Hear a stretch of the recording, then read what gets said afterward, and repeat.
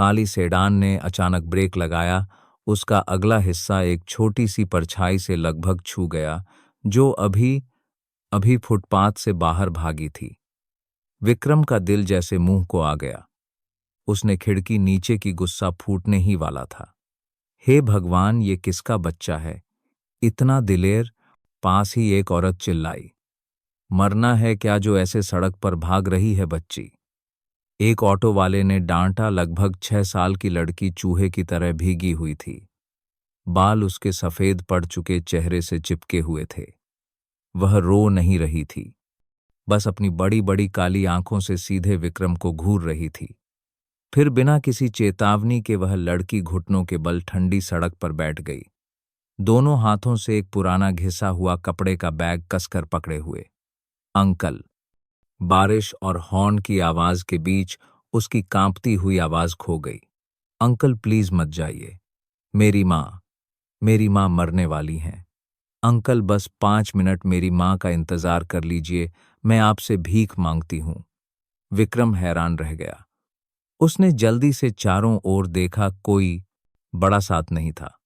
यह क्या है? कोई नया स्कैम है क्या? या किसी ने इसे उकसाया है? ए बच्ची उठो जल्दी, अभी कोई गाड़ी कुचल देगी। विक्रम ने अपनी झुंझलाहट को दबाते हुए डांटा, हालांकि उसकी आवाज में कुछ अलग था। नहीं अंकल। लड़की ने तेजी से सिर हिलाया। आंसू अब जाकर उसके गालों पर लुढ़कने लगे, जो बारिश के पानी में मिल गए। अगर आप मेरी माँ का इंतजार नहीं करेंगे तो मेरी माँ बच नहीं पाएंगी। गली के कोने वाले समोसे वाले चाचा ने कहा कि माँ को तुरंत अस्पताल ले जाना होगा। मैं टैक्सी बुलाने के लिए भागी, लेकिन कोई नहीं रुका। अंकल मैं आपके पैर पड़ती हूं। लड़की की सिसकियां विक्रम के कानों में सुई की तरह चुभ रही थीं। उसने उसके चेहरे को देखा, छोटा सा मुंह कसकर बंद था, आंखों में दया की भीख थी। वह निगाह इतनी जानी पहचानी क्यों लग रही थी? उसने इसे कहीं पहले भी देखा था। तुम्हारी माँ कहाँ है? विक्रम ने पूछा। उसकी आवाज उसकी उम्मीद से ज्यादा नरम थी। माँ उस गली में किराए के कमरे में है अंकल। उसने पास की एक अंधेरी तंग गली की ओर इशारा किया। माँ पेट पकड़कर बहुत जोर से चिल्ला रही हैं, उनका चेहरा एकदम सफेद हो गया है। अंकल प्लीज चलिए ना अंकल। पीछे से गाड़ियों के हॉर्न बजने लगे। कुछ जिज्ञासु राहगीरों ने अपने फोन निकालकर वीडियो बनाना और तस्वीरें लेना शुरू कर दिया। धत तेरे की, विक्रम ने मन ही मन सोचा।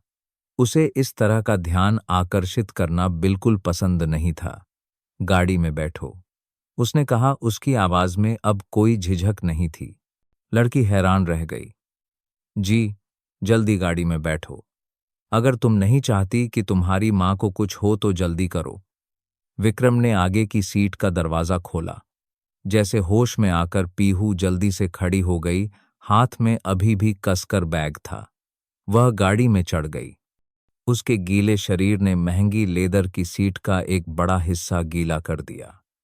लेकिन विक्रम का ध्यान उस पर नहीं था। कौन सी गली? उसने संक्षेप में पूछा। जी, गली नंबर 27 अंकल। आप दाहिने मुड़ेंगे तो तुरंत पहुंच जाएंगे। गाड़ी धीरे धीरे उसने कीचड़ भरी छोटी गली में मुड़ गई। बारिश अभी भी जोरों पर थी। विक्रम के दिल में एक अजीब सा एहसास होने लगा। उसे समझ नहीं आ रहा था कि वह यह सब क्यों कर रहा है। बस इतना पता था कि जब उस बच्ची ने सड़क के बीच घुटने टेके थे तो उसकी आंखों ने उसके दिल के किसी गहरे ठंडे कोने को छू लिया था, जिससे वहां एक हल्की सी चुभन हुई थी।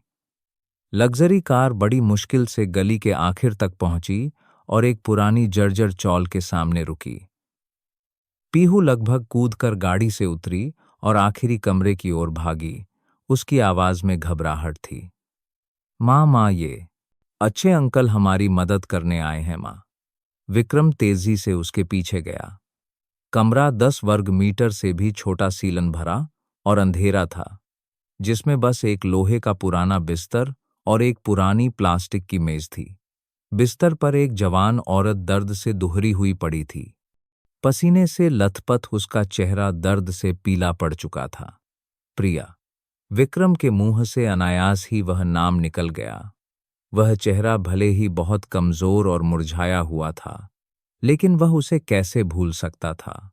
यादों का एक पूरा हिस्सा जो जम चुका था, सील हो चुका था, अचानक टूट गया। वह स्तब्ध खड़ा रह गया।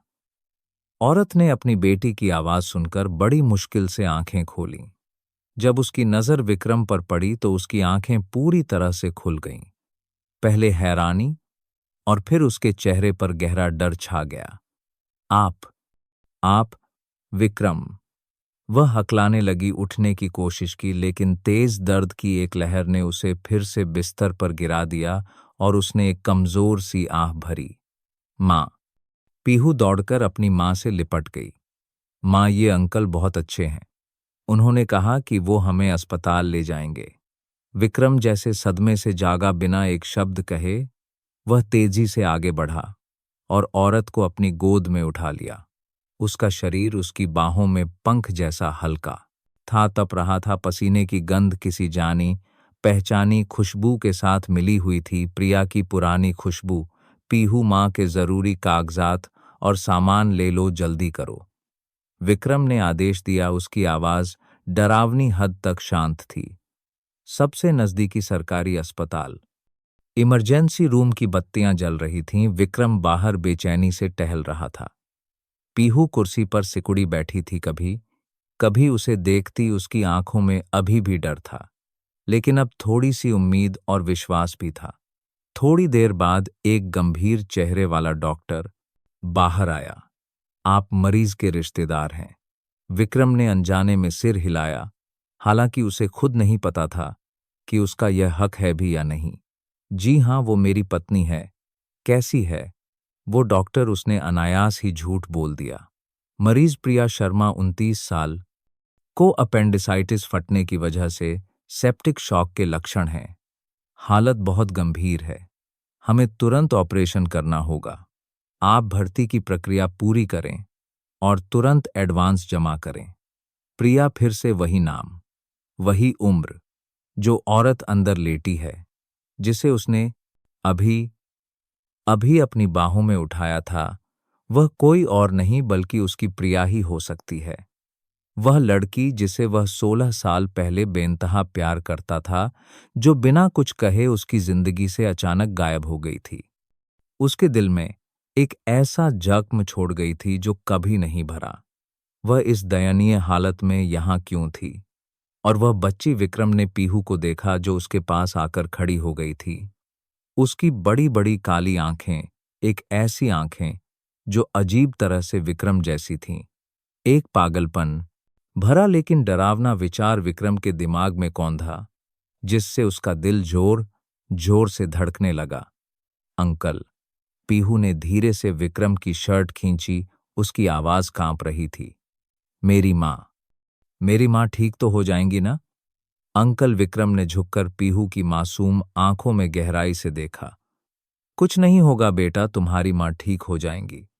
लेकिन उसे खुद इस बात पर यकीन नहीं था, और उसे यह भी यकीन नहीं था कि आगे उसका क्या इंतजार कर रहा है। अतीत, जो सो चुका था, अब एक सुनामी की तरह अचानक आ गया था, सब कुछ बहा ले जाने के लिए तैयार। जब प्रिया अभी भी ऑपरेशन थिएटर में थी, विक्रम ने कांपते हाथों से अपनी भरोसेमंद असिस्टेंट नेहा को फोन मिलाया। नेहा, मेरे लिए तुरंत एक व्यक्ति के बारे में पता करो। विक्रम की आवाज इतनी भारी थी कि पहचानी नहीं जा रही थी।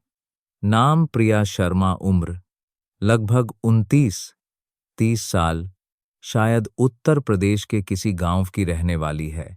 अभी एक्स म्यूनिसिपल अस्पताल के जनरल सर्जरी वार्ड में भर्ती है।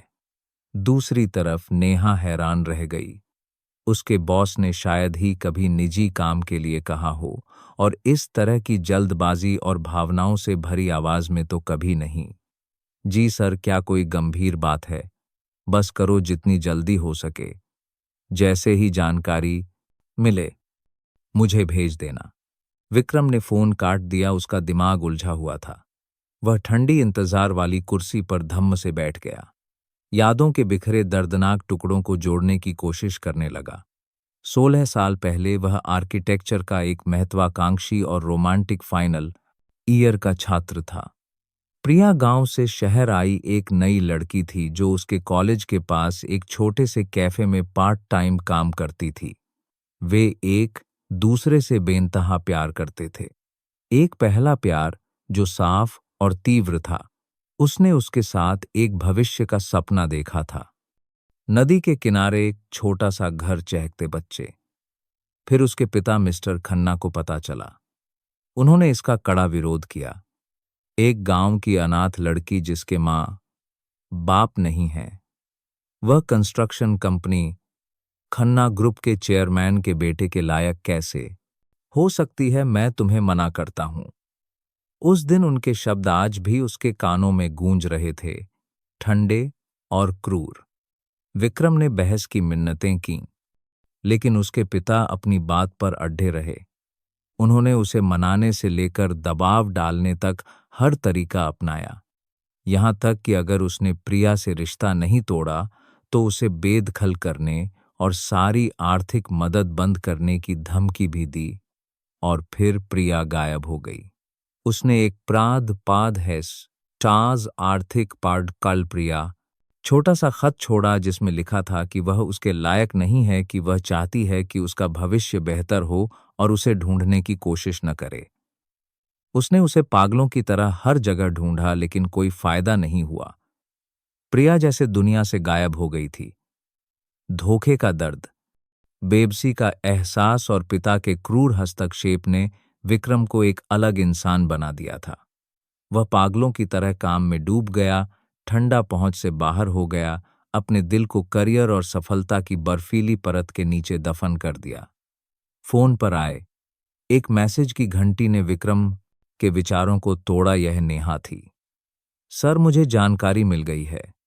प्रिया शर्मा 29 साल, उत्तर प्रदेश के एक छोटे से गांव की रहने वाली है। बचपन में माता पिता को खो दिया, अपनी मौसी के साथ रहती थी। हिंदी में ग्रेजुएशन किया, डिग्री के बाद पढ़ाया नहीं, कई छोटे मोटे काम किए। वर्तमान में अस्थायी पते के रजिस्ट्रेशन से पता चलता है कि वह एक्स जिले में एक किराए के कमरे में रह रही है और उसकी एक बेटी है जिसका नाम माया है, निकनेम पीहू, उम्र 6 साल। 6 साल, विक्रम ने बुदबुदाया। अगर पीहू उसकी बेटी है तो प्रिया लगभग 7 साल पहले जब उसे छोड़कर गई थी तब वह गर्भवती थी। उसने अकेले बच्चे को जन्म दिया, अकेले ही उसे 6 साल तक पाला। विक्रम का दिल जैसे किसी ने निचोड़ दिया हो। अपराधबोध, दर्द और एक अस्पष्ट गुस्सा उमड़ पड़ा। उसने अपनी बेटी के जीवन के पहले 6 साल खो दिए थे। बच्चे के पिता के बारे में जानकारी। विक्रम ने कांपते हुए वापस मैसेज किया। थोड़ी देर बाद नेहा का जवाब आया। माया के जन्म प्रमाण पत्र में पिता का नाम वाला कॉलम खाली है सर, खाली है। विक्रम ने आंखें बंद कर लीं। सब कुछ बहुत साफ लग रहा था। पीहू अपनी काली आंखों और कसकर बंद होने पर छोटे से मुंह के साथ, वह उसकी एक छोटी सी नकल थी। उसकी एक बेटी थी और 6 साल तक उसे पता भी नहीं चला। प्रिया ने उससे छुपाया, उनकी बेटी के अस्तित्व को छुपाया। क्यों? तुमने ऐसा क्यों किया? प्रिया, क्या तुम जानती हो कि मैं कितना दुखी था, कितना तड़पता था? क्या तुम जानती हो कि मैंने तुम्हें कितनी बेसब्री से ढूंढा था? ऑपरेशन थिएटर की बत्ती बुझ गई। डॉक्टर बाहर आया, उसके माथे पर पसीना था। ऑपरेशन सफल रहा। मरीज खतरे से बाहर है। शुक्र है कि आप उसे समय पर ले आए। हम उसे आगे की निगरानी के लिए रिकवरी रूम में शिफ्ट करेंगे। विक्रम ने राहत की सांस ली। कम से कम प्रिया सुरक्षित थी। लेकिन वह जानता था कि उसके दिल में असली तूफान तो अभी शुरू हुआ है। उसे प्रिया का, पीहू की सच्चाई का और शायद उस पिता का भी सामना करना था जिसने आज की इस त्रासदी में योगदान दिया था।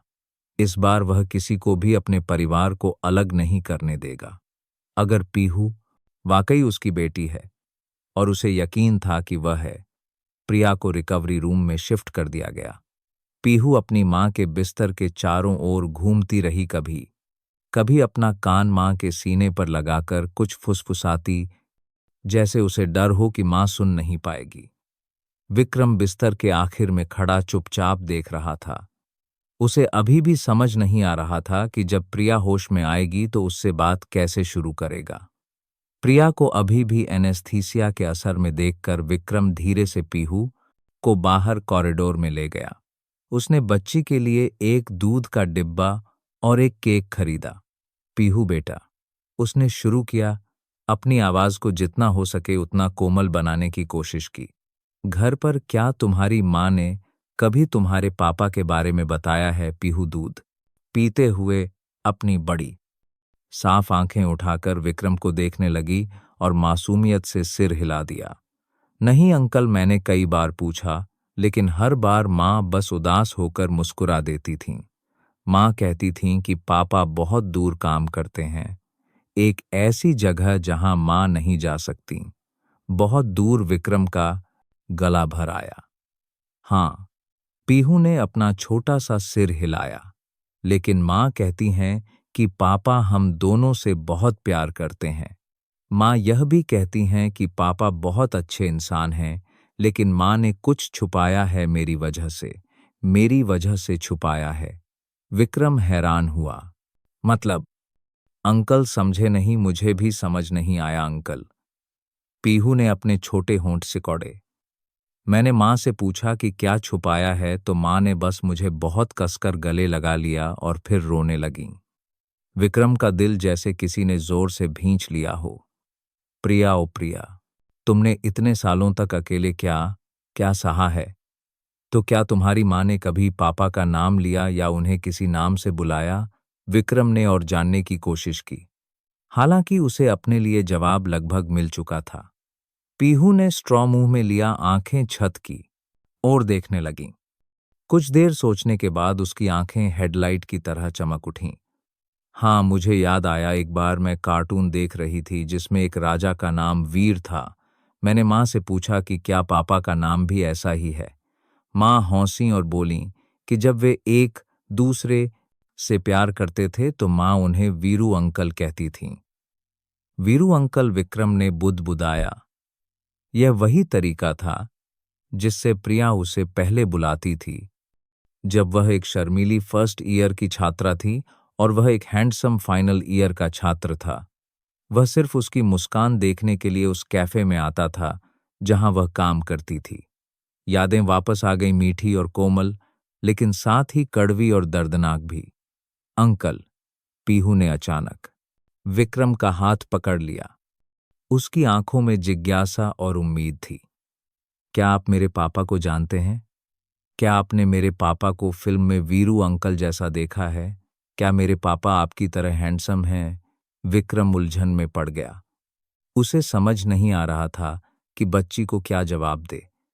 वह डीएनए टेस्ट के नतीजों तक कुछ भी निश्चित रूप से नहीं कह सकता था, लेकिन एक आदमी की अंतरात्मा और उससे भी बढ़कर उसके दिल में जाग रहा पवित्र पितृत्व का भाव उसे बता रहा था कि जिस पिता को पीहू बेसब्री से ढूंढ रही है वह वही है।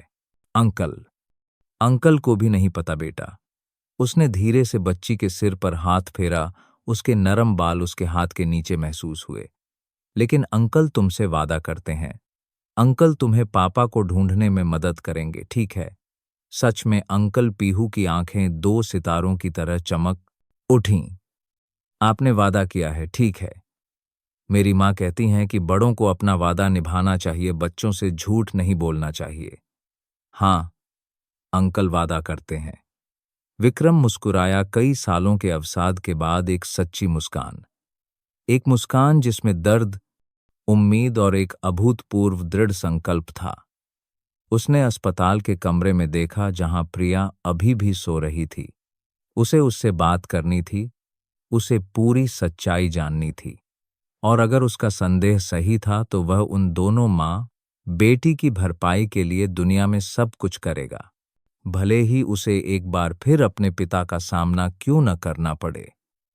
इस बार वह पीछे नहीं हटेगा। अचानक विक्रम का फोन बजा। स्क्रीन पर पापा कॉलिंग लिखा था। उसका दिल बैठ गया। लगता है खबर उन तक उसकी उम्मीद से ज्यादा जल्दी पहुंच गई थी। असली लड़ाई अब शुरू होने वाली थी। विक्रम ने एक गहरी सांस ली, अपनी आवाज को जितना हो सके शांत रखने की कोशिश की, फिर फोन उठाया। हेलो पापा, तुम कहाँ हो? दूसरी तरफ मिस्टर खन्ना की आवाज ठंडी, अधिकारपूर्ण और गुस्से से भरी थी। विक्रम, मैंने सुना है कि तुमने कोरियाई पार्टनर के साथ एक जरूरी मीटिंग बीच में ही छोड़ दी और किसी फालतू काम के लिए किसी जर्जर सरकारी अस्पताल में भाग गए, है ना? विक्रम एक पल के लिए खुद को शांत करने के लिए चुप रहा। मैं अस्पताल में हूं, एक जरूरी निजी काम निपटाना था पापा।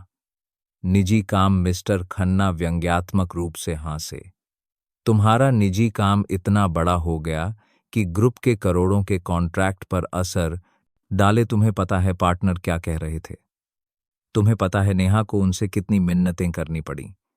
मैं उसे बाद में संभाल लूंगा।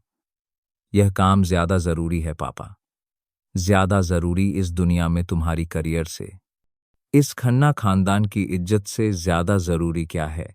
मिस्टर खन्ना ने लगभग चिल्लाते हुए कहा, मैंने सुना है कि तुम अस्पताल में किसी औरत और एक बच्चे के चक्कर में पड़े हो। तुम यह क्या तमाशा कर रहे हो? विक्रम ने फोन कसकर पकड़ लिया। वह जानता था कि देर सवेर उसे इस पल का सामना करना ही पड़ेगा। पापा, वह औरत प्रिया है, उसने धीमी आवाज में कहा। दूसरी तरफ सन्नाटा छा गया, एक घुटन भरा सन्नाटा। विक्रम अपने पिता के चेहरे पर हैरानी और फिर धीरे धीरे बढ़ते गुस्से की कल्पना कर सकता था। प्रिया? कौन प्रिया? मिस्टर खन्ना की आवाज थोड़ी कांप रही थी, जैसे वह किसी भावना को फूटने से रोक रहे हों। प्रिया शर्मा, वही लड़की जिसे आपने 16 साल पहले मुझसे अलग करने की हर कोशिश की थी। विक्रम ने एक एक शब्द साफ साफ कहा, जैसे हवा में कीलें ठोंक रहा हो। तुम क्या कह रहे हो? मिस्टर खन्ना लगभग फोन पर चीखे, उनकी आवाज फट गई।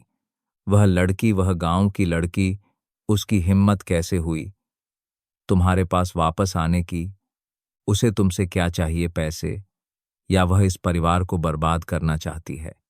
पापा, विक्रम ने अपनी आवाज ऊंची कि अब वह शांत नहीं रह सका। आप उसकी इस तरह बेइज्जती मत कीजिए। प्रिया अस्पताल में इमरजेंसी में है, उसकी हालत ऑपरेशन के बाद बहुत गंभीर है। मुझे कोई परवाह नहीं। मिस्टर खन्ना चिल्लाए, तुम तुरंत घर आओ। मैं तुम्हें आज के बाद उससे कोई भी वास्ता रखने से मना करता हूं। क्या तुम भूल गए कि उसने तुम्हें बिना कुछ कहे कैसे छोड़ दिया था? उस तरह की औरत तुम्हारे ध्यान के लायक नहीं है। उसने मुझे नहीं छोड़ा था। विक्रम ने दांत पीसकर अपने डरने गुस्से को काबू करने की कोशिश की। यह आप थे जिसने उसे मजबूर किया, आपने उसे उस हालत में पहुंचाया। और अब मुझे शक है कि उसके साथ जो बच्ची है वह मेरी अपनी बेटी हो सकती है, आपकी पोती। फिर एक सन्नाटा। इस बार का सन्नाटा और भी डरावना था। विक्रम को दूसरी तरफ से अपने पिता की भारी सांसों की आवाज साफ सुनाई दे रही थी। तुम कह रहे हो वह तुम्हारी बेटी है? तुम पागल हो गए हो विक्रम? मिस्टर खन्ना की आवाज एक पल के लिए कमजोर पड़ी, फिर से कठोर और ठंडी हो गई। मैं इसे स्वीकार नहीं करता। यह परिवार, यह खन्ना खानदान एक अनजान खून की पोती, एक बिना मां बाप की बहू को कभी स्वीकार नहीं कर सकता। मुझे आपकी मंजूरी की जरूरत नहीं है, विक्रम ने कहा। उसकी आवाज में एक अजीब दृढ़ता थी, एक ऐसा प्रतिरोध जिसकी उसने खुद भी उम्मीद नहीं की थी। अगर पीहू मेरी बेटी है तो मैं उसके और उसकी मां के प्रति अपनी जिम्मेदारी निभाऊंगा। मैं अब किसी को भी उनकी जिंदगी में दखल नहीं देने दूंगा, चाहे वह आप ही क्यों न हो। तुम मेरी बात टालने की हिम्मत कर रहे हो। मिस्टर खन्ना की सांस फूल रही थी। तुम एक ऐसी औरत के लिए जो तुम्हें छोड़कर चली गई और एक न जाने कहां से आई बच्ची के लिए अपने बाप के खिलाफ जा रहे हो। यह आपके खिलाफ जाना नहीं है, विक्रम ने कहा। उसकी आवाज थोड़ी नरम हुई लेकिन अभी भी दृढ़ थी। यह मैं अतीत की गलतियों को सुधारने की कोशिश कर रहा हूं, मेरी गलतियां और शायद आपकी भी। यह कहकर मिस्टर खन्ना की प्रतिक्रिया का इंतजार किए बिना विक्रम ने फोन काट दिया। वह अस्पताल के कॉरिडोर की ठंडी दीवार से टिक गया, हाँफ रहा था। पिता के साथ सीधी टक्कर हमेशा उसे शारीरिक और मानसिक रूप से थका देती थी, लेकिन इस बार उसे एक अदृश्य शक्ति का एहसास हुआ। पीहू की छवि से मिली शक्ति, जिसकी आंखें बिल्कुल उसकी तरह थीं।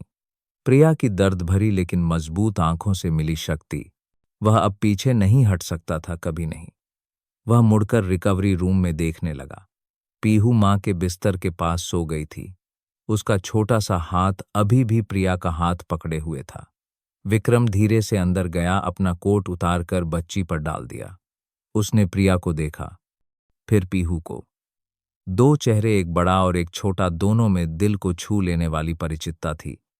मैं तुम्हें और बेटी को दोबारा कभी नहीं खोऊंगा प्रिया, विक्रम ने खुद से फुसफुसाया। दिल की गहराइयों से एक वादा, चाहे उसे कोई भी कीमत क्यों न चुकानी पड़े।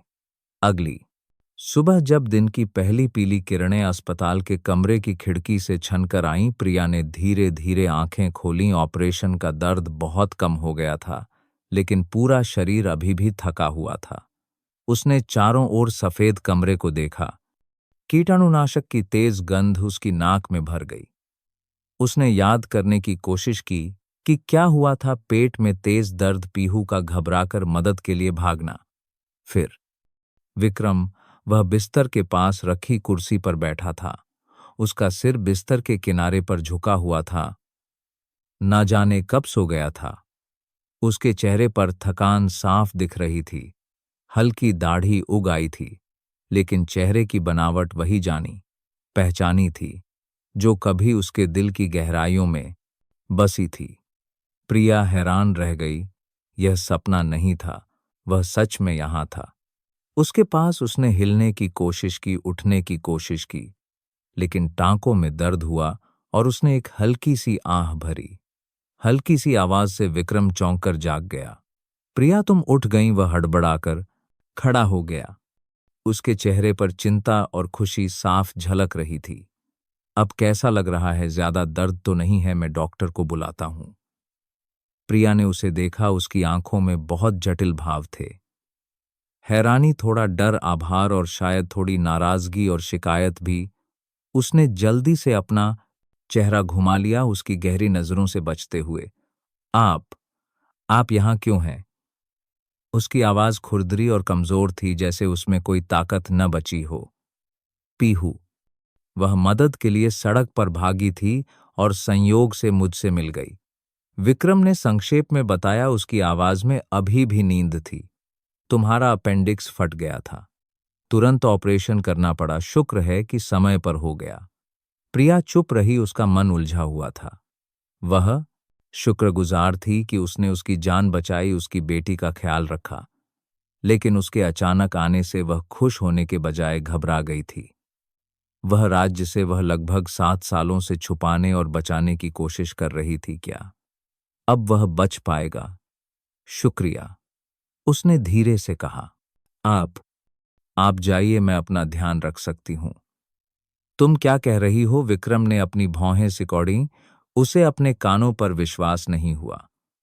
तुम्हारा अभी अभी ऑपरेशन हुआ है, तुम्हारी तबीयत इतनी कमजोर है और पीहू अभी बहुत छोटी है। तुम अकेले कैसे सब करोगी? प्रिया, यह मेरी समस्या है। प्रिया ने कठोर दिखने की कोशिश की, हालांकि उसकी आवाज अभी भी कांप रही थी। इसका आपसे कोई लेना देना नहीं है। प्लीज, अब हम मां बेटी को परेशान मत कीजिए। आप जाइए, कोई लेना देना नहीं। विक्रम कड़वाहट से हंसा। प्रिया, मेरी आंखों में सीधे देखो और मुझे सच सच बताओ, क्या पीहू मेरी बेटी है? प्रिया चौंक गई। विक्रम का सीधा सवाल एक अदृश्य चाकू की तरह उसके दिल में उतर गया। उसने अपने होंठ इतनी जोर से काटे कि खून निकलने लगा। आंसुओं को रोकने की कोशिश की। नहीं, वह लगभग चिल्लाई, हालांकि उसकी आवाज अभी भी दयनीय रूप से कमजोर थी। उस बच्ची का आपसे कोई लेना देना नहीं है। आप मेरी नजरों से दूर हो जाइए। तुम झूठ बोल रही हो। विक्रम और पास आया। उसकी आवाज दबावपूर्ण हो गई। उसकी आंखें उसे ऐसे घूर रही थीं जैसे उसके दिल के आर पार देखना चाहती हों। मैंने बच्ची को देखा है, वह बचपन में बिल्कुल मेरी तरह दिखती है। बिल्कुल। प्रिया, अब और इनकार मत करो। मुझे बताओ, तुमने मुझसे क्यों छुपाया? तुमने इतने सालों तक मुझे पिता होने के अधिकार से क्यों वंचित रखा? पिता होने का हक। प्रिया फूट फूट कर रो पड़ी। सालों से दबाए हुए गुस्से और अपमान के आंसू बह निकले। आप पिता होने के हक की बात कर रहे हैं, तो उस दिन किसने मुझसे प्यार करने का, एक पूरा परिवार पाने का हक छीना था? किसने मुझे अकेले हर कड़वाहट और अपमान का सामना करने के लिए छोड़ दिया था? आप कहाँ थे तब? विक्रम निशब्द हो गया। वह जानता था कि वह किस बारे में बात कर रही है। वह जानता था कि इसमें उसकी भी बहुत बड़ी गलती थी। वह बहुत कमजोर था। आपको बेटी को स्वीकार करने की जरूरत नहीं है। प्रिया ने अपने आंसू पोंछे। उसकी आवाज क्रूरता की हद तक दृढ़ हो गई। मुझे आपकी या आपके परिवार की दया नहीं चाहिए। मैं अपनी बेटी को खुद पाल सकती हूँ। मैं नहीं चाहती कि उसे आपके परिवार के ताकत और पैसे के खेल में घसीटा जाए और फिर लोग उसे उसकी मां की तरह नीची नजर से देखें। प्रिया, मैं सच में। आप जाइए। प्रिया ने विक्रम की बात काट दी, लगभग चीखते हुए। प्लीज अम्मा, बेटी को अकेला छोड़ दीजिए, मैं आपसे भीख मांगती हूं। विक्रम ने अपने सामने खड़ी औरत को देखा। उसका दिल हजारों सुइयों की चुभन से दर्द कर रहा था। उसकी आंखों में दृढ़ता, दर्द और निराशा ने उसे कुछ और कहने से रोक दिया। वह जानता था कि प्रिया ने जो बर्फीली दीवार अपने चारों ओर खड़ी की है, उसे तोड़ने के लिए उसे समय चाहिए, बहुत समय, और साथ ही ईमानदारी और धैर्य भी। ठीक उसी समय पीहू दरवाजे से धीरे धीरे अंदर आई। उसके हाथ में संतरे के जूस का एक आधा पिया हुआ गिलास था। बच्ची ने आंखें मली मां को जगह देखकर खुशी से चिल्लाई। आहम मां उठ गईं। मां, कहीं दर्द तो नहीं हो रहा है? वह दौड़कर बिस्तर पर चढ़ गई और प्रिया के गले लग गई। फिर वह विक्रम की ओर मुड़ी और मुस्कुराई, जिससे उसके टूटे हुए दांत दिखे। विक्रम, अंकल, मेरी मां उठ गईं। देखा, मैंने सही कहा था। न मेरी मां को कुछ नहीं होगा। पीहू की मासूम मुस्कान और प्रिया की सतर्क लेकिन जटिल और दर्द भरी आंखों को देखकर विक्रम जानता था कि उसकी लड़ाई अभी शुरू हुई है। एक लड़ाई जो उसकी अपनी चीजों को वापस पाने के लिए थी, अपने परिवार और अपने प्यार को वापस पाने के लिए। कुछ दिन अस्पताल में रहने के बाद प्रिया की तबीयत काफी बेहतर हो गई थी। विक्रम जिद करके दोनों मां बेटी को एक आरामदायक अपार्टमेंट में ले आया, जो उसने पहले से ही तैयार करवा रखा था। यह उसका आलीशान बंगला नहीं था, बल्कि एक शांत और निजी इलाके में एक हाई एंड अपार्टमेंट था, ताकि प्रिया और पीहू को बिना किसी परेशानी के आराम करने के लिए अपनी जगह मिल सके। वह उनकी सबसे अच्छी तरह से देखभाल करना चाहता था, उन अभावों और कठिनाइयों की भरपाई करना चाहता था जिनसे वे गुजरे थे। हालांकि प्रिया अभी भी ठंडा और दूर का व्यवहार करती थी, यहां तक कि थोड़ी नाराज भी। नेहा को विक्रम ने सब कुछ व्यवस्थित करने का काम सौंपा था। प्रिया और पीहू के लिए निजी सामान खरीदने से लेकर एक नौकरानी रखने तक वह बहुत पेशेवर और सावधानी से काम करती थी। अपनी कोई भी निजी भावना प्रकट नहीं करती थी, हालांकि उसके दिल में भी छोटी मोटी लहरें उठ रही थीं। उसने विक्रम के साथ रहकर देखा था कि प्रिया के अचानक गायब हो जाने के बाद वह कितना दुखी और तड़पता था। और अब जब प्रिया एक ऐसी बच्ची के साथ वापस आई थी जो हूबहू विक्रम जैसी दिखती थी, नेहा जानती थी कि उसकी जगह कहाँ है। वह विक्रम को पसंद करती थी, एक तरफा खामोश प्यार जिसे उसने कभी जाहिर करने की हिम्मत नहीं की। विक्रम की विशेष देखभाल प्रिया और पीहू को देखते समय उसकी कोमल आंखों को देखकर वह समझ गई कि उसके पास कभी कोई मौका नहीं था, जरा सा भी नहीं। एक शाम प्रिया के हाथ का बना सादा लेकिन गर्मजोशी भरा खाना खाने के बाद वह नौकरानी को परेशान नहीं करना चाहती थी। पीहू प्रिया की गोद में बालकनी में बैठी ठंडी हवा का आनंद ले रही थी। माँ, विक्रम अंकल बहुत अच्छे हैं, है ना माँ? प्रिया चुप रही, धीरे धीरे अपनी बेटी के नरम बालों को सहला रही थी। उसे समझ नहीं आ रहा था कि बेटी को क्या जवाब दे। अंकल ने मेरे लिए बहुत सारे सुंदर खिलौने खरीदे हैं। उन्होंने यह भी वादा किया है कि अगर मैं इस हफ्ते अच्छी बच्ची बनी रही तो वो मुझे वाटर पार्क ले जाएंगे। पीहू ने उत्साह और गर्व से कहा। प्रिया ने एक गहरी सांस ली। वह जानती थी कि विक्रम भरपाई करने के लिए सब कुछ कर रहा है, लेकिन उसके दिल का जख्म इतना बड़ा, इतना गहरा था कि उसे इतनी जल्दी भरना आसान नहीं था। पीहू, प्रिया ने अचानक कहा। उसकी आवाज में थोड़ी घबराहट थी। क्या क्या तुम अपने पापा के बारे में जानना चाहती हो? पीहू ने अपना गोल मटोल चेहरा ऊपर उठाया। उसकी गोल आंखें हैरानी से मां को देख रही थीं। हाँ मां, मैं जानना चाहती हूँ। प्लीज मुझे बताइए मां, मेरे पापा कहाँ हैं? प्रिया ने एक गहरी सांस ली, जैसे वह अपनी पूरी जिंदगी की हिम्मत जुटा रही हो। तुम्हारे पापा असल में कहीं दूर काम नहीं करते, जैसा मैं तुम्हें बताती थी। सच में मां? तो पापा कहाँ हैं मां? वो हम मां, बेटी के पास वापस क्यों नहीं आते? पीहू ने उत्सुकता से पूछा। तुम्हारे पापा? प्रिया झिझकी, उसका गला जैसे किसी ने पकड़ लिया हो। फिर उसने कहा, उसकी आवाज टूटने वाली थी। तुम्हारे पापा तुम्हारे बहुत पास हैं, बहुत पास। लेकिन मां ने पापा को छुपाया। मां ने पापा को तुम्हारे अस्तित्व के बारे में नहीं बताया। पीहू हैरान रह गई। उसे समझ नहीं आया कि मां क्या कह रही है। मां ने क्यों छुपाया? क्या पापा हम मां बेटी से प्यार नहीं करते, या पापा ने मां के साथ कुछ गलत किया? नहीं बेटा। प्रिया ने सिर हिलाया, उसकी आंखों में आंसू थे। तुम्हारे पापा बहुत अच्छे इंसान हैं, लेकिन पहले एक बुरी घटना हुई थी, इसलिए मां को तुम्हें बहुत दूर ले जाना पड़ा। मां को डर था कि अगर पापा को पता चला, अगर उनके परिवार को पता चला, तो तुम शांति से नहीं रह पाओगी। लोग तुम्हें तंग करेंगे। तो क्या विक्रम अंकल मेरे पापा को जानते हैं? पीहू ने अचानक पूछा। एक बहुत ही मासूम सवाल, लेकिन यह एक चाकू की तरह प्रिया के दिल में उतर गया। प्रिया ने अपनी बेटी को देखा और फिर आंसुओं के बीच धीरे से सिर हिलाया। हाँ, विक्रम अंकल जानते हैं बेटा। सच में माँ, विक्रम अंकल जानते हैं कि मेरे पापा कौन हैं। तो मेरे पापा कौन हैं, मुझे बताइए माँ। मैं पापा से मिलना चाहती हूँ। पीहू ने माँ का हाथ खींचते हुए मिन्नत की।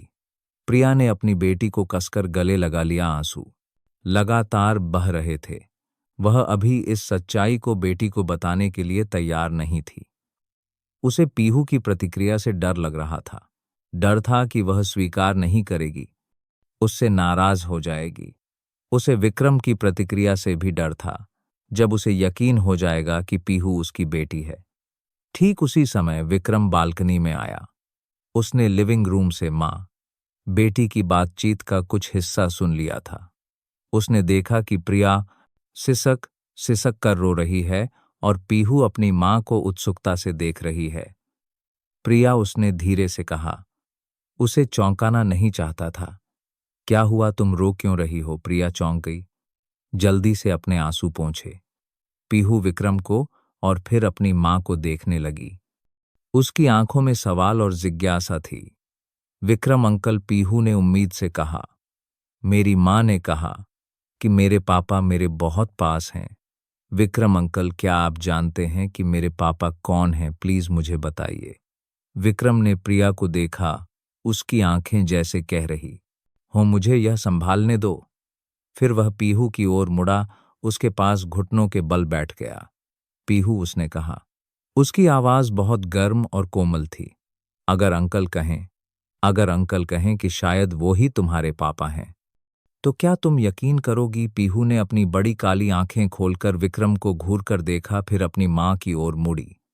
बालकनी में अचानक घुटन भरा सन्नाटा छा गया। प्रिया का अधूरा कबूलनामा और विक्रम की अधूरी रहस्यमयी बात ने एक चौंकाने वाली सच्चाई का पर्दाफाश कर दिया था। एक ऐसा राज जो 6 सालों से छुपा हुआ था। अगले कुछ दिनों तक अपार्टमेंट में माहौल काफी तनावपूर्ण रहा। हालांकि शुरुआती घुटन कम हो गई थी। प्रिया अभी भी विक्रम से ज्यादा बचने की कोशिश करती थी, लेकिन वह जानती थी कि बालकनी में उस रात की अधूरी बात के बाद उसने चुपचाप कुछ किया है। एक माँ की अंतरात्मा और उस आदमी के साथ दर्दनाक परिचितता ने उसे समझा दिया था कि सच्चाई देर सवेर सामने आ ही जाएगी। विक्रम ने पीहू से पिता पुत्री के बारे में कुछ और नहीं कहा, नहीं प्रिया को कुछ भी स्वीकार करने के लिए मजबूर किया। वह बस चुपचाप दोनों माँ बेटी की देखभाल करता रहा। वह प्रिया और पीहू का पसंदीदा खाना खरीदता, हर शाम पीहू को पास के पार्क में घुमाने ले जाता और घंटों धैर्यपूर्वक बच्ची की अंतहीन कहानियां सुनता। वह चाहता था कि पीहू उसकी उपस्थिति की आदी हो जाए, उस भावनात्मक कमी की भरपाई करना चाहता था जो बच्ची ने 6 साल तक सही थी। फिर एक देर शाम विक्रम हाथ में एक सफेद लिफाफा लेकर घर लौटा। उसने कुछ करतराब थे सान विक्रम हाथ में एक सफेद लिफाफा लेकर घर लौटा। नहीं कहा, बस चुपचाप उसे लिविंग रूम में कॉफी टेबल पर रख दिया। प्रिया पास में ही कपड़े तह कर रही थी। उसे देखकर उसका दिल जोर जोर से धड़कने लगा। वह जानती थी कि उसके अंदर क्या है। आपको आपको नतीजे मिल गए? प्रिया ने कांपते हुए पूछा। उसकी आवाज इतनी धीमी थी कि वह विक्रम की आंखों में सीधे देखने की हिम्मत नहीं कर सकी। विक्रम ने सिर हिलाया। हाँ, मैं अभी लेकर आया हूं। वह उसके सामने सोफे पर बैठ गया। पीहू बगल के कमरे में अपनी बिल्डिंग ब्लॉक्स के साथ मग्न थी। उसकी मासूम हंसी की आवाज कभी कभी बाहर आ रही थी। तुम देखना चाहती हो? विक्रम ने पूछा। उसकी आवाज गहरी और दबी हुई थी। वह अपने अंदर उमड़ रही जटिल भावनाओं को दबाने की कोशिश कर रहा था। प्रिया ने सिर हिलाया। नहीं, जरूरत नहीं है, मुझे पता है। तो फिर क्यों? विक्रम ने सीधे प्रिया की आंखों में देखा। उसकी आवाज में थोड़ा नियंत्रण खोने और घुटन का भाव था। तुमने मुझसे क्यों छुपाया? 16 साल प्रिया, 16 साल हो गए जब से हम प्यार में पड़े और फिर दर्द में अलग बौसकर गाय में पाद कर रहे हैं। हो गए। तुम मेरे बच्चे को पेट में लेकर गईं, अकेले उसे जन्म दिया और फिर 6 साल तक अकेले ही उसे पाला। क्या तुम जानती हो कि यह मेरे लिए कितना क्रूर है? प्रिया की चुप्पी ने आग में घी का काम किया। क्या तुम जानती हो कि मैंने वो दिन कैसे गुजारे हैं? विक्रम खड़ा हो गया। उसकी आवाज उत्तेजित हो गई। मैंने सोचा कि तुमने मुझे धोखा दिया, मुझे बिना कुछ कहे छोड़ दिया। मैंने तुमसे नफरत की, लेकिन फिर भी तुम्हें याद करना, तुमसे प्यार करना बंद नहीं कर सका। और तुम हमारे बच्चे को लेकर एक अलग जिंदगी जी रही थीं, बिना किसी सफाई के, बिना किसी खबर के। प्रिया ने आखिरकार अपना आंसुओं से भीगा चेहरा ऊपर उठाया। उसकी आंखें लाल और सूजी हुई थीं। तो आपका क्या? उसकी आवाज कांप रही थी, लेकिन कड़वाहट और उलाहने से भरी थी। उस दिन क्या आपने अपने पिता, अपने परिवार के खिलाफ जाकर मेरी रक्षा करने की हिम्मत की? क्या आपने मेरा हाथ पकड़कर कहीं और जाने की हिम्मत की? या आप भी बस बेबसी से मुझे अपमान और दर्द में जाते हुए देखते रहे? विक्रम निशब्द हो गया। प्रिया के शब्द उसके चेहरे पर और एक आदमी के स्वाभिमान पर ठंडे पानी की बौछार की तरह थे। हाँ, उस दिन वह बेबस था। वह इतना मजबूत, इतना बहादुर नहीं था कि अपने प्यार की, अपनी प्रेमिका की रक्षा कर सके। मैं माफी मांगता हूं। विक्रम कुर्सी पर धम से बैठ गया। उसकी आवाज में थकान, पछतावा और बेबसी थी। मैं जानता हूं कि मैं गलत था। मैं बहुत कमजोर, बहुत डरपोक था। लेकिन प्रिया, इसका मतलब यह नहीं है कि तुम्हें मुझसे मेरा बच्चा छीनने का, मुझसे 6 साल तक पिता बनने का हक छीनने का अधिकार था। मैंने कुछ नहीं छीना। प्रिया सिसक पड़ी। उसके कंधे कांप रहे थे। मैं बस अपनी बेटी की रक्षा करना चाहती थी। मुझे डर था कि उसे भी उन्हीं कड़वे शब्दों, उन्हीं घूरती नजरों का सामना करना पड़ेगा जो मुझे सहनी पड़ी थीं।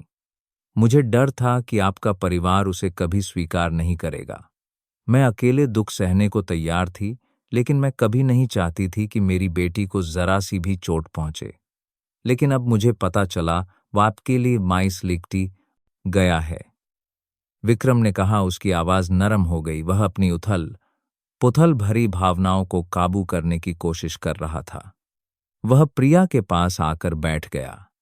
धीरे से उसका कांपता हुआ हाथ पकड़ लिया। मुझे पीहू के बारे में पता चल गया है और मैं अब कभी किसी को भी तुम दोनों को चोट नहीं पहुंचाने दूंगा। मैं तुमसे अपनी जान की कसम खाकर वादा करता हूं। प्रिया ने धीरे से अपना हाथ खींच लिया। उसकी आंखों में अभी भी शक और झिझक थी। क्या उसका वादा अब भरोसे के लायक था? जो कुछ भी हुआ, उसके बाद मुझे एक मौका दो प्रिया। विक्रम ने उसकी आंसुओं से भरी आंखों में गहराई से देखा। उसकी आवाज में मिन्नत थी। एक मौका अपनी गलती सुधारने का, पीहू के लिए एक सच्चा पिता बनने का, और शायद हम फिर से शुरू कर सकते हैं, बेटी के लिए और हमारे लिए भी। बगल के कमरे से पीहू की खिलखिलाने की आवाज आई। विक्रम और प्रिया दोनों चुपचाप उस ओर देखने लगे। मेज पर रखी डीएनए रिपोर्ट सिर्फ एक बेजान कागज का टुकड़ा थी, जो एक ऐसी बात की पुष्टि कर रही थी जिसे वे दोनों पहले से ही अपने दिलों में जानते थे। लेकिन यह एक नई यात्रा की शुरुआत थी, उनके जीवन का एक नया अध्याय। चुनौतियों से भरा, लेकिन उम्मीदों से भी भरपूर सदमा, दर्द, खुशी, गुस्सा, ये सभी भावनाएं आपस में मिल गईं। एक बड़े तूफान के आने का संकेत दे रही थीं। जो होना था वह होकर ही रहा, जैसे जीवन का एक अटल नियम हो। पीहू का सड़क के बीच घुटने टेक कर विक्रम से भीख मांगने वाला वीडियो एक राहगीर ने गलती से रिकॉर्ड कर लिया और सोशल मीडिया पर डाल दिया।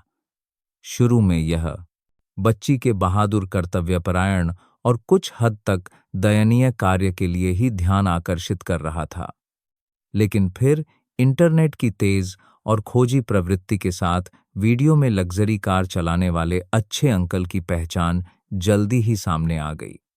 वह कोई और नहीं बल्कि भारत की अग्रणी real estate company VG group के युवा, प्रतिभाशाली और प्रसिद्ध रूप से ठंडे सीईओ विक्रम खन्ना थे। तुरंत यह कहानी सभी मंचों और समाचार साइटों पर एक गर्म विषय बन गई। वीजी ग्रुप के ठंडे सीईओ और उनके दयालु कार्य ने अचानक इंटरनेट पर तहलका मचा दिया। लेकिन बात यहीं खत्म नहीं हुई। कुछ दिनों बाद विक्रम की प्रिया और पीहू को अस्पताल ले जाते, उनकी देखभाल करते और फिर उन्हें एक लग्जरी अपार्टमेंट में ले जाते हुए कुछ तस्वीरें अज्ञात स्रोतों से लीक होने लगीं। अफवाहें और अटकलें सूखी जंगल की आग की तरह तेजी से फैलने लगीं। वीजी ग्रुप के सीईओ का एक नाजायज बच्चा और एक रहस्यमयी प्रेमिका, विक्रम खन्ना के साथ अचानक दिखने वाली कमजोर महिला और बच्ची कौन है? सड़क के बीच भीख मांगने वाली बच्ची के प्रसिद्ध सीईओ की असली बेटी होने का संदेह। मुख्यधारा की मीडिया भी शार्क की तरह खून की गंध पाकर कूद पड़ी। टैब्लॉयड और समाचार वेबसाइटें चौंकाने वाले शीर्षक छापने लगीं। प्रिया और पीहू की तस्वीरें, हालांकि उनके चेहरे धुंधले करने की कोशिश की गई थी, फिर भी इंटरनेट पर छाई हुई थीं। वीजी ग्रुप, जो अपनी पेशेवर और निजी छवि के लिए जाना जाता था, अचानक एक अभूतपूर्व व्यक्तिगत घोटाले के तूफान में घिर गया। समूह के शेयरों की कीमत में गिरावट आने लगी। साझेदार और निवेशक चिंतित होने लगे, लगातार सवाल पूछने लगे। वीजी ग्रुप के मुख्यालय में विक्रम के आलीशान ऑफिस में माहौल तनावपूर्ण था। नेहा थके हुए और तनावग्रस्त चेहरे के साथ लगातार विभागों और साझेदारों से फोन पर बात कर रही थी। सर, कम्युनिकेशन डिपार्टमेंट में अफरा तफरी मची हुई है। वे चाहते हैं कि आप जल्द से जल्द एक आधिकारिक बयान दें ताकि जनता को शांत किया जा सके। विक्रम अपनी महंगी लेदर की कुर्सी पर टिका हुआ था। उसका चेहरा अजीब तरह से शांत था, लेकिन उसकी आंखों में एक दुर्लभ दृढ़ संकल्प था। उसे उम्मीद थी कि ऐसा होगा। वे मुझसे क्या कहना चाहते हैं? सब कुछ नकार दूं, विक्रम व्यंग्यात्मक रूप से हंसा। जी, ज़्यादातर क्राइसिस मैनेजमेंट एक्सपर्ट्स की सलाह है कि आप अस्थायी रूप से इनकार कर दें या कहें कि यह सिर्फ एक दुर्भाग्यपूर्ण गलतफहमी थी कि आप सिर्फ एक ज़रूरतमंद की मदद कर रहे थे, जिसे आपने संयोग से सड़क पर देखा था। नेहा ने ईमानदारी से बताया। मदद। विक्रम ने होंठ सिकोड़े, मेरी बेटी कोई ज़रूरतमंद नहीं है जिसे लोगों की दया की भीख चाहिए। वह खड़ा हुआ धीरे धीरे बड़ी खिड़की के पास गया, नीचे व्यस्त ट्रैफिक को देखते हुए। नेहा, मेरे लिए एक प्रेस कॉन्फ्रेंस की तैयारी करो, आज दोपहर में। हे, सभी बड़े मीडिया हाउस को बुलाओ। नेहा हैरान रह गई। उसे अपने कानों पर विश्वास नहीं हुआ। सर, क्या आप सब कुछ सार्वजनिक करने जा रहे हैं? हाँ। विक्रम मुड़ा, उसकी आंखें चाकू की तरह दृढ़ और तेज थीं। मैं अब उनकी मां, बेटी को किसी भी अफवाह या लोगों की ताक झांक का सामना नहीं करने दूंगा। अब इस मामले को खत्म करने का समय आ गया है। उस दोपहर वीजी ग्रुप के मुख्यालय के बड़े हॉल में एक तत्काल प्रेस कॉन्फ्रेंस आयोजित की गई। सैकड़ों पत्रकार मौजूद थे, कैमरे और माइक्रोफोन मंच की ओर थे। विक्रम आया। उसका अंदाज हमेशा की तरह शांत और दृढ़ था, लेकिन बचने का कोई इरादा नहीं था। देवियों और सज्जनों, विक्रम ने शुरू किया। उसकी गहरी आवाज पूरे हॉल में गूंज गई, सभी फुसफुसाहटों को दबाते हुए। पिछले कुछ दिनों में सोशल मीडिया और कुछ मीडिया आउटलेट्स पर मेरे और मेरे परिवार के निजी जीवन से जुड़ी कई जानकारियां और अफवाहें फैली हैं। आज मैं एक ही बार में सब कुछ स्पष्ट करना चाहता हूं। उसने हिम्मत जुटाने के लिए एक गहरी सांस ली। पिछले दिनों वायरल हुए वीडियो में जो बच्ची है, उसका नाम माया है, जिसे प्यार से पीहू कहते हैं। वह सच में मेरी अपनी बेटी है। और उसके साथ जो महिला है, मिस प्रिया शर्मा, वह मेरी बेटी की मां है। विक्रम की घोषणा के बाद पूरा हॉल जैसे फट पड़ा। कैमरों की फ्लैश लगातार चमक रही थी। फुसफुसाहटें और सवालों की बौछार हो गई। एक पत्रकार ने जल्दी से माइक पकड़ा और सवाल किया, मिस्टर विक्रम खन्ना, तो आपने अब तक अपनी बेटी को आधिकारिक रूप से क्यों नहीं स्वीकार किया? क्या आपने अफवाहों के अनुसार पिछले 6 सालों से उन्हें जानबूझकर छोड़ दिया था? विक्रम ने सीधे उस कोबले के पत्रकार को देखा। उसकी आंखों में कोई झिझक नहीं थी। यह एक लंबी कहानी है जिसमें कुछ गलतफहमियां और निजी परिस्थितियां हैं, जिन्हें मैं यहां विस्तार से साझा नहीं कर सकता। लेकिन मैं एक बात की पुष्टि करना चाहता हूं। मैंने कभी भी एक पल के लिए भी अपनी बेटी को छोड़ने का इरादा नहीं किया। और अब से मैं अपने छोटे से परिवार की रक्षा के लिए अपनी क्षमता में सब कुछ करूंगा। वह एक पल रुका और फिर बोला। उसकी आवाज स्टील की तरह मजबूत और चेतावनी से भरी थी। पीहू मेरी बेटी है। प्रिया मेरे बच्चे की मां है। वे लोग हैं जिन्हें मैं सबसे ज्यादा प्यार और सम्मान देता हूं। कोई भी व्यक्ति या संगठन जो उनकी निजता का उल्लंघन करता है, झूठी अफवाहें फैलाता है, सच्चाई को तोड़ मरोड़ कर पेश करता है, जिससे उनके सम्मान और जीवन पर असर पड़ता है, मैं उनके खिलाफ सबसे कड़े कानूनी उपाय करने में संकोच नहीं करूंगा। वीजी ग्रुप के पास एक बहुत मजबूत कानूनी टीम है और वे जानते हैं कि क्या करना है। विक्रम की घोषणा ने मीडिया और जनता दोनों को हिलाकर रख दिया। यह सिर्फ एक कानूनी टीम है, स्वीकारोक्ति नहीं थी, बल्कि एक चुनौती, एक दृढ़ और शक्तिशाली सुरक्षा थी उन लोगों के लिए जिन्हें वह प्यार करता था। प्रिया घर पर टीवी पर प्रेस कॉन्फ्रेंस लाइव देख रही थी। आंसू उसके गालों पर लगातार बह रहे थे। उसे उम्मीद नहीं थी कि विक्रम इतनी अचानक और निर्णायक रूप से सब कुछ सार्वजनिक कर देगा। उसके दिल में बर्फ की एक और परत पिघल गई, जिससे थोड़ी सी गर्मी अंदर आ गई। और पीहू बच्ची को समझ नहीं आ रहा था कि टीवी पर क्या हो रहा है। उसने बस देखा कि विक्रम अंकल बहुत कूल और शक्तिशाली लग रहे थे और मां रो रही थी। मां, आप क्यों रो रही हैं? क्या टीवी पर विक्रम अंकल चिल्ला रहे हैं? मां। प्रिया ने जल्दी से अपनी बेटी को गले लगा लिया, उसके नरम बालों को चूमा। कोई बात नहीं मेरी जान विक्रम अंकल।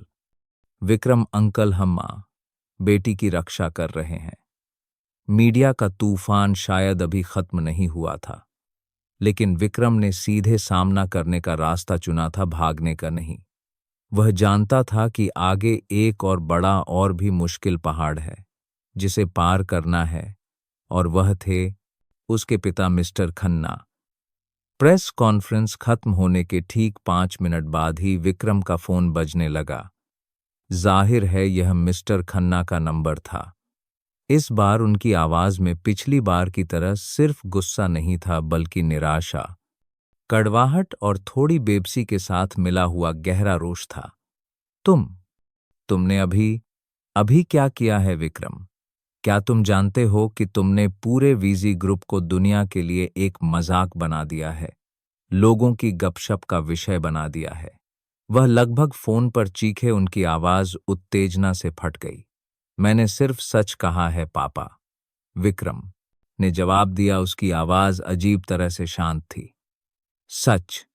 मिस्टर खन्ना कड़वाहट से हंसे। सच यह है कि तुम खुद को और उस साम्राज्य को बर्बाद कर रहे हो जिसे मैंने अपनी पूरी जिंदगी पसीना आंसू और यहां तक कि खून बहाकर बनाया है। ग्रुप के शेयर बुरी तरह गिर बाद कर रहे हो जिसे मैंने अपनी पूरी जिंदगी पसीना आंसू रहे हैं। पार्टनर फोन करके अपना पैसा वापस मांग रहे हैं। क्या तुम इस समस्या की गंभीरता को समझ रहे हो? मैं समझता हूं, और मेरे पास इन समस्याओं को ठीक करने का एक तरीका है। विक्रम अपने रुख पर कायम रहा।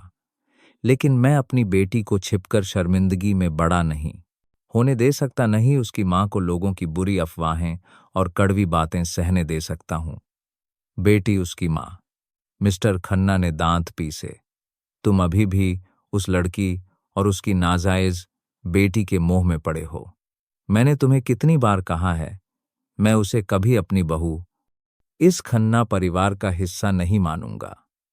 और वह बच्ची, वह भी इस घर में एक कदम रखने का सपना न देखे। आप स्वीकार नहीं करेंगे तो भी कोई बात नहीं, विक्रम ने कहा। उसकी आवाज ठंडी हो गई। मुझे पिता बनने के लिए, अपनी बेटी से प्यार करने के लिए आपकी मंजूरी की जरूरत नहीं है। मुझे उस औरत के साथ रहने के लिए भी आपकी इजाजत की जरूरत नहीं है जिसे मैं प्यार करता हूं और जिसके साथ अपनी पूरी जिंदगी बिताना चाहता हूं। तुम? मिस्टर खन्ना निशब्द हो गए। उन्हें विश्वास नहीं हो रहा था कि उनका बेटा, जो हमेशा उनकी बात मानता था, कभी कभी जिद्दी होने के बावजूद अंत में मान जाता था, अब इतना कठोर और दृढ़ हो गया है। प्यार और उस बच्ची ने उसे बहुत बदल दिया था। ठीक है, अगर तुमने ऐसा फैसला कर ही लिया है तो मैं तुम्हें 2 विकल्प देता हूं। मिस्टर खन्ना ने एक गहरी सांस ली और फिर एक अंतिम चेतावनी दी। उनकी आवाज बर्फ की तरह ठंडी थी। या तो तुम तुरंत उस मां बेटी से सारे रिश्ते खत्म करो और अपने करियर पर ध्यान दो। मैं इस सारे झमेले को शांत करने में तुम्हारी मदद करूंगा, या फिर तुम सब कुछ छोड़ दो, यह सीईओ की कुर्सी, ग्रुप में तुम्हारे सारे शेयर और मेरे बेटे होने का हक भी। फोन पर माहौल तनावपूर्ण हो गया। विक्रम कुछ देर चुप रहा। उसे अपने दिल की धड़कन साफ सुनाई दे रही थी। उसे 16 साल पहले की याद आई, जब उसके पिता ने उसे एक ऐसे ही कठोर विकल्प में डाला था और उसने गलत चुना था, जिसके बाद उसे सालों तक पछतावे में जीना पड़ा। इस बार वह उस गलती को कभी नहीं दोहराएगा। पापा, विक्रम ने कहा। उसकी आवाज में थोड़ी थकान थी, लेकिन फिर भी दृढ़ संकल्प और कोई झिझक नहीं थी। 16 साल पहले आपने मेरे लिए एक बार फैसला किया था। मैंने प्रिया को खो दिया, अपनी जिंदगी के प्यार को खो दिया। इस बार प्लीज मुझे अपनी जिंदगी, अपनी खुशी का फैसला खुद करने दीजिए। तुम उस बच्ची और उसकी मां को चुन रहे हो, है ना? मिस्टर खन्ना की आवाज गुस्से और निराशा से कांप रही थी। मैं अपने परिवार को चुनता हूं पापा, विक्रम ने स्पष्ट रूप से जवाब दिया। एक परिवार जिसमें प्रिया है, पीहू है, और अगर आप चाहें तो आप भी उस परिवार का हिस्सा हो सकते हैं, पीहू के सम्माननीय दादाजी के रूप में। सपने देखना बंद करो। मिस्टर खन्ना एक घायल जानवर की तरह गरजे। अगर तुमने वह रास्ता चुना है, तो आज के बाद मुझे पापा मत कहना। मेरा कोई ऐसा बेटा नहीं है जो एक औरत के लिए अपने करियर, अपने परिवार को भूल जाए। टूट टूट। मिस्टर खन्ना ने विक्रम को कुछ और कहने का मौका दिए बिना फोन काट दिया। विक्रम चुपचाप खड़ा रहा, फोन अभी भी उसके कान से लगा हुआ था। पिता के शब्द अदृश्य तेज चाकू की तरह उसके दिल को काट रहे थे, दर्द और खून से लथपथ। वह जानता था कि उसके पिता बहुत गुस्से में, बहुत निराश थे, लेकिन वह कुछ और नहीं कर सकता था। वह अपनी खुशी, प्रिया की और खासकर पीहू की खुशी को एक बार फिर कुर्बान नहीं कर सकता था। परिवार में तनाव चरम पर पहुंच गया। विक्रम और उसके पिता के बीच गंभीर दरार की खबर भी बाहर लीक होने लगी, जिससे वीजी ग्रुप की स्थिति, जो पहले से ही रोयलान थी, और भी अस्थिर हो गई। बोर्ड के कई सदस्य जो विक्रम से पुरानी दुश्मनी रखते थे या उसकी सीईओ की कुर्सी पर नजर गड़ाए हुए थे, दबाव बनाने लगे। विक्रम से एक ठोस समाधान की मांग करने लगे। कुछ ने तो यहां तक सुझाव दिया कि उसे कंपनी की प्रतिष्ठा को नुकसान से बचाने के लिए अस्थायी रूप से कार्यकारी पद से हट जाना चाहिए। लेकिन विक्रम न तो डगमगाया और न ही डरा। उसने तुरंत सभी वरिष्ठ प्रबंधन के साथ एक आपात बैठक बुलाई, स्थिति को स्थिर करने, निवेशकों और भागीदारों को आश्वस्त करने के लिए ठोस योजनाएं और साहसिक रणनीतियां पेश कीं। वह लगभग दिन रात बिना रुके काम करता, एक तरफ कंपनी में मीडिया और आंतरिक संकट से निपटता, दूसरी तरफ प्रिया और पीहू के लिए ज्यादा से ज्यादा समय निकालने की कोशिश करता। वह सभी को साबित करना चाहता था कि वह करियर और परिवार दोनों को संतुलित कर सकता है। कोई भी चीज उसे हरा नहीं सकती। प्रिया ने विक्रम की आंखों में गहरी थकान देखी, लेकिन उसकी इच्छा शक्ति और दृढ़ संकल्प और भी मजबूत हो गए थे। उसका दिल उलझनों से भरा था। वह उसकी दृढ़ सुरक्षा और प्यार से बहुत प्रभावित थी, लेकिन साथ ही उसके स्वास्थ्य और करियर के लिए चिंतित थी और बहुत दोषी भी महसूस कर रही थी, क्योंकि अनजाने में उसने ही उसे इस मुश्किल स्थिति में डाल दिया था। आप ठीक तो हैं? एक देर शाम जब विक्रम थके हुए चेहरे के साथ घर लौटा, उसने झिझकते हुए पूछा। उसकी आवाज में चिंता थी। विक्रम मुड़ा और उसे देखकर मुस्कुराया, एक थोड़ी मजबूर लेकिन फिर भी गर्म मुस्कान। मैं ठीक हूं, सब कुछ जल्द ही ठीक हो जाएगा। बस तुम और पीहू हमेशा मेरे साथ रहो। कोई भी चीज मुझे मुश्किल में नहीं डाल सकती। विक्रम के शब्द प्रिया के दिल में एक गर्म मीठी धारा की तरह बह गए, उसकी चिंताओं और असुरक्षाओं को कुछ हद तक दूर कर दिया। वह जानती थी कि उनका आगे का रास्ता अभी भी बहुत कांटों भरा है, लेकिन जब तक वे एक दूसरे का हाथ कसकर पकड़े रहेंगे, एक साथ सामना करेंगे, हर मुश्किल पार हो जाएगी। जिस समय वीजी ग्रुप एक भयंकर मीडिया तूफान और अभूतपूर्व आंतरिक कलह का सामना कर रहा था, नेहा ने चुपचाप विक्रम की मेज पर अपना इस्तीफा रख दिया। विक्रम बहुत हैरान हुआ। उसे अपनी आंखों पर विश्वास नहीं हो रहा था। नेहा, इतना अचानक क्यों? तुम्हारे साथ कुछ हुआ है? क्या वह जानता था कि नेहा एक बहुत ही समर्पित, सक्षम और विशेष रूप से उसके प्रति वफादार सहायक थी। इस संवेदनशील और कठिन समय में उसका जाना उसके और पूरे समूह के लिए एक बड़ा नुकसान होगा। नेहा धीरे से मुस्कुराई, एक थोड़ी उदास लेकिन बहुत शांत और सुकून भरी मुस्कान। नहीं सर, कोई गंभीर बात नहीं है। बस मुझे लगता है कि अब मेरे जीवन और काम में बदलाव का समय आ गया है। मैं एक नया माहौल, एक नई भूमिका में खुद को आजमाना चाहती हूँ। विक्रम ने नेहा की आंखों में गहराई से देखा। इस अचानक फैसले के पीछे का असली कारण जानने की कोशिश की।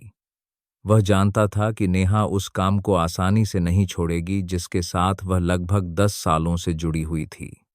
क्या यह हाल की अप्रिय घटनाओं की वजह से है? विक्रम ने सीधे पूछा, या मेरी वजह से? नेहा ने एक पल के लिए सिर झुकाया, फिर सीधे विक्रम की आंखों में देखा। उसकी नजर ईमानदार और बिना किसी झिझक के थी। सर, मैं आपके साथ लगभग 10 साल से काम कर रही हूँ। मैंने आपको अपने करियर के सबसे कठिन दौरों से गुजरते देखा है। मैं आपकी प्रतिभा, दृढ़ संकल्प और साहस की बहुत प्रशंसा करती हूँ और सच कहूँ तो वह एक पल के लिए झिझकी जैसे हिम्मत जुटा रही हो। मैंने कभी कभी सोचा था कि शायद एक दिन मुझे एक छोटा सा मौका मिलेगा। विक्रम चुप रहा। वह समझ गया कि नेहा क्या कहना चाहती है। वह इतना हाइट की एक लेस मूर्ख नहीं था कि इतने सालों से नेहा के मन में अपने लिए दबे हुए प्यार को न समझे। लेकिन उसका दिल बहुत पहले से ही सिर्फ एक लड़की की छवि से भरा था। लेकिन फिर नेहा ने कहा, उसकी आवाज आश्चर्यजनक रूप से शांत थी। जब प्रिया मैम और पीहू अचानक आईं, जब मैंने आपकी आंखों में उन्हें देखते हुए चमक देखी जिस तरह से आप उनकी देखभाल करते थे, मैं जान गई कि आपके दिल में मेरे लिए कभी कोई जगह नहीं थी। आपके दिल में मेरे लिए कभी कोई जगह नहीं थी, एक छोटा सा कोना भी नहीं। नेहा, मैं सच में माफी चाहता हूं। विक्रम को बहुत अपराधबोध हुआ। आपको कुछ कहने की जरूरत नहीं है सर। नेहा मुस्कुराई, एक सच्ची शांत मुस्कान। मैं आपको दोष नहीं देती, प्यार एक ऐसी चीज है जिसे मजबूर नहीं किया जा सकता। मुझे बस लगता है कि अगर मैं यहां रही तो मैं आराम से और शांति से काम नहीं कर पाऊंगी, और शायद आपकी मौजूदगी में मेरा होना प्रिया मैम को भी असहज महसूस कराएगा। तुम एक बहुत अच्छी इंसान हो नेहा, विक्रम ने दिल से कहा, और तुम एक अद्भुत सहायक हो। मुझे सच में बहुत दुख है कि मैं तुम्हारे जैसी प्रतिभाशाली और समर्पित कर्मचारी को खो रहा हूं, खासकर इस समय।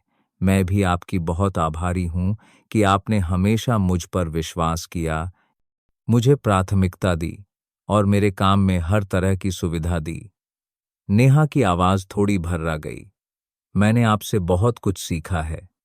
मुझे विश्वास है कि आप इस कठिन दौर से शानदार तरीके से उबर जाएंगे। प्रिया मैम और पीहू आपके साथ पूरी खुशी की हकदार हैं। उसने मेज पर एक और मोटी फाइल रखी। यह मेरे सभी कामों का ब्यौरा है, जिसे मैंने सावधानी से व्यवस्थित और सौंप दिया है। मैंने कंपनी में कुछ होनहार उम्मीदवारों के नाम भी सुझाए हैं जो मेरी जगह ले सकते हैं। उम्मीद है कि आपको जल्द ही कोई उपयुक्त व्यक्ति मिल जाएगा। बहुत बहुत शुक्रिया नेहा, हर चीज के लिए। विक्रम खड़ा हुआ और अपना हाथ आगे बढ़ाया। नेहा मुस्कुराई और उसका हाथ पकड़ लिया। आपको हमेशा स्वस्थ और खुश रहने की शुभकामनाएं। वह मुड़ी और विक्रम के ऑफिस से तेजी से निकल गई। उसका अंदाज हमेशा की तरह पेशेवर, आत्मविश्वासी और शांत था। लेकिन जैसे ही विक्रम के ऑफिस का दरवाजा उसके पीछे बंद हुआ, नेहा ने एक भारी सांस ली। एक गर्म आंसू उसके गाल पर लुढ़क गया। यह निराशा का आंसू नहीं था, बल्कि मुक्ति और जाने देने का आंसू था। उसने अपनी सच्ची भावनाओं का सामना करने का साहस किया था और सही समय पर हाथ छोड़ने का भी साहस किया था, अपने लिए एक नया रास्ता खोजने का। विक्रम ने नेहा की जाती हुई परछाई को देखा। उसके दिल में एक खालीपन सा था। वह जानता था कि उसने एक बहुत भरोसेमंद साथी खो दिया है, लेकिन वह उसके फैसले का सम्मान भी करता था।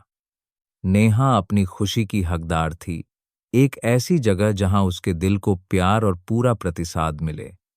नेहा के शांत और गरिमापूर्ण जाने से विक्रम और भी सोचने पर मजबूर हो गया।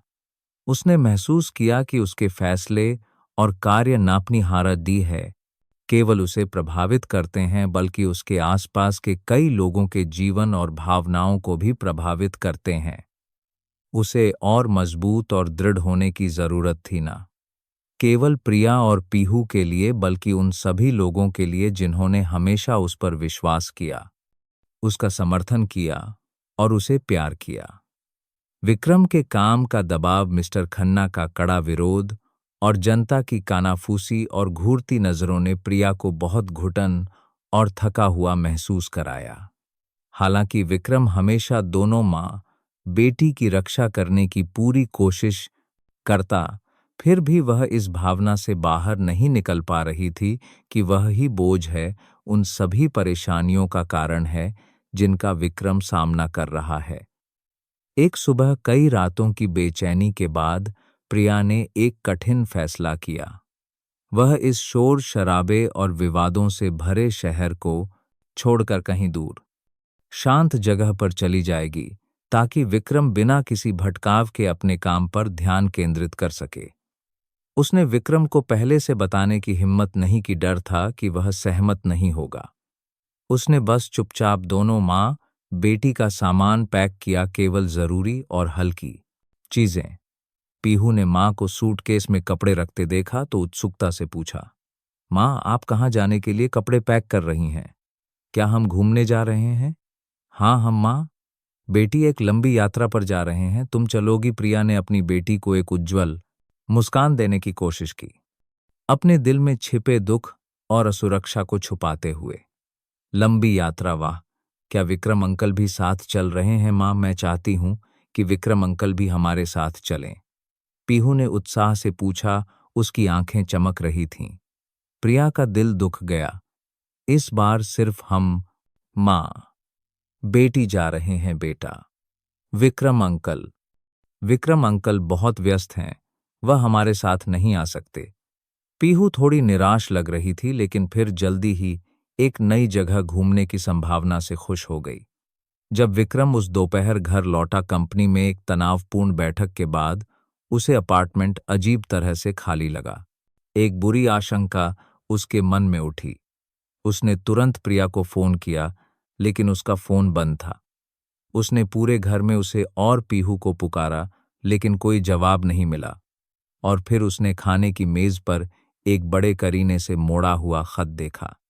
विक्रम, जब आप यह पढ़ रहे होंगे, शायद हम माँ बेटी बहुत दूर जा चुके होंगे। प्लीज हमें ढूंढने की कोशिश मत कीजिएगा। मैं जानती हूं कि आप बहुत सारी मुश्किलों का सामना कर रहे हैं, और मैं आपके करियर के रास्ते में बोझ या बाधा नहीं बनना चाहती।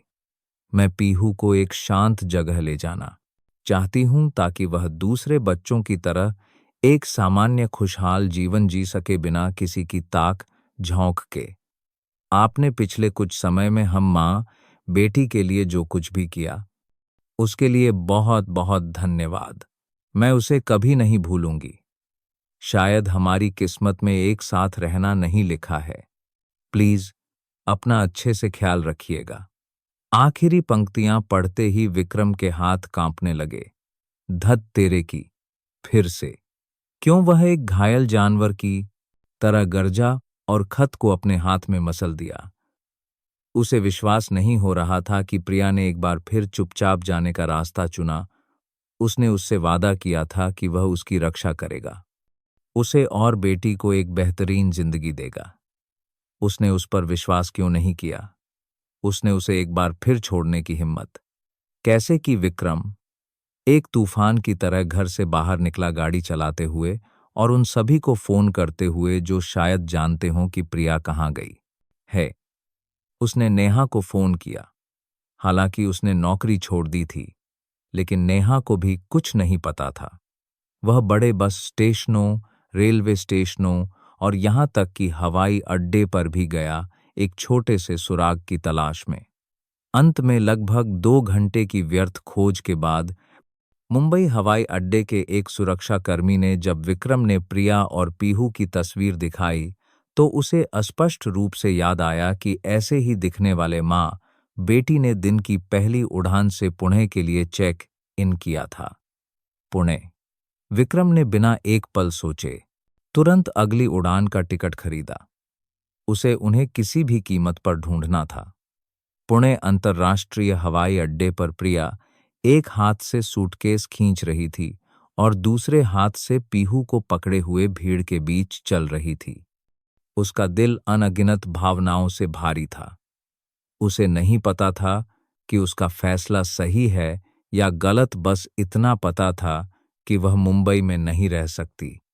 विक्रम को अपनी वजह से और कोई कुर्बानी नहीं देने दे सकती। माँ, अब हम कहाँ जाएंगे? मुझे बहुत भूख लगी है, पीहू ने पूछा। उसका हाथ अभी भी माँ का हाथ कसकर पकड़े हुए था। उसकी आंखें चारों ओर देख रही थीं। हम एक छोटा सा होटल ढूंढेंगे, कुछ दिन वहां रहेंगे और फिर आगे का सोचेंगे बेटा। प्रिया ने अपनी बेटी को शांत करने की कोशिश की, हालांकि वह खुद भी बहुत घबराई हुई थी। भविष्य के बारे में अनिश्चित थी। प्रिया एक जानी पहचानी गहरी लेकिन जल्दबाजी भरी आवाज उसके पीछे से आई। प्रिया चौंक गई, उसका दिल जैसे रुक गया। उसने जल्दी से मुड़कर देखा। विक्रम वहां खड़ा था, उससे कुछ ही कदम दूर हाँफ रहा था। पसीना उसके माथे और पीठ पर था। उसकी आंखों में गुस्सा, दर्द और थोड़ी राहत थी कि आखिरकार उसने उन्हें ढूंढ लिया। विक्रम अंकल, पीहू खुशी से चिल्लाई उसकी ओर दौड़ने ही वाली थी, लेकिन प्रिया ने उसका हाथ कसकर पकड़ लिया। आप यहां कैसे? प्रिया हकलाने लगी। उसे अपनी आंखों पर विश्वास नहीं हो रहा था। वह इतनी जल्दी इतनी दूर चली गई थी, फिर भी उसने उसे ढूंढ लिया।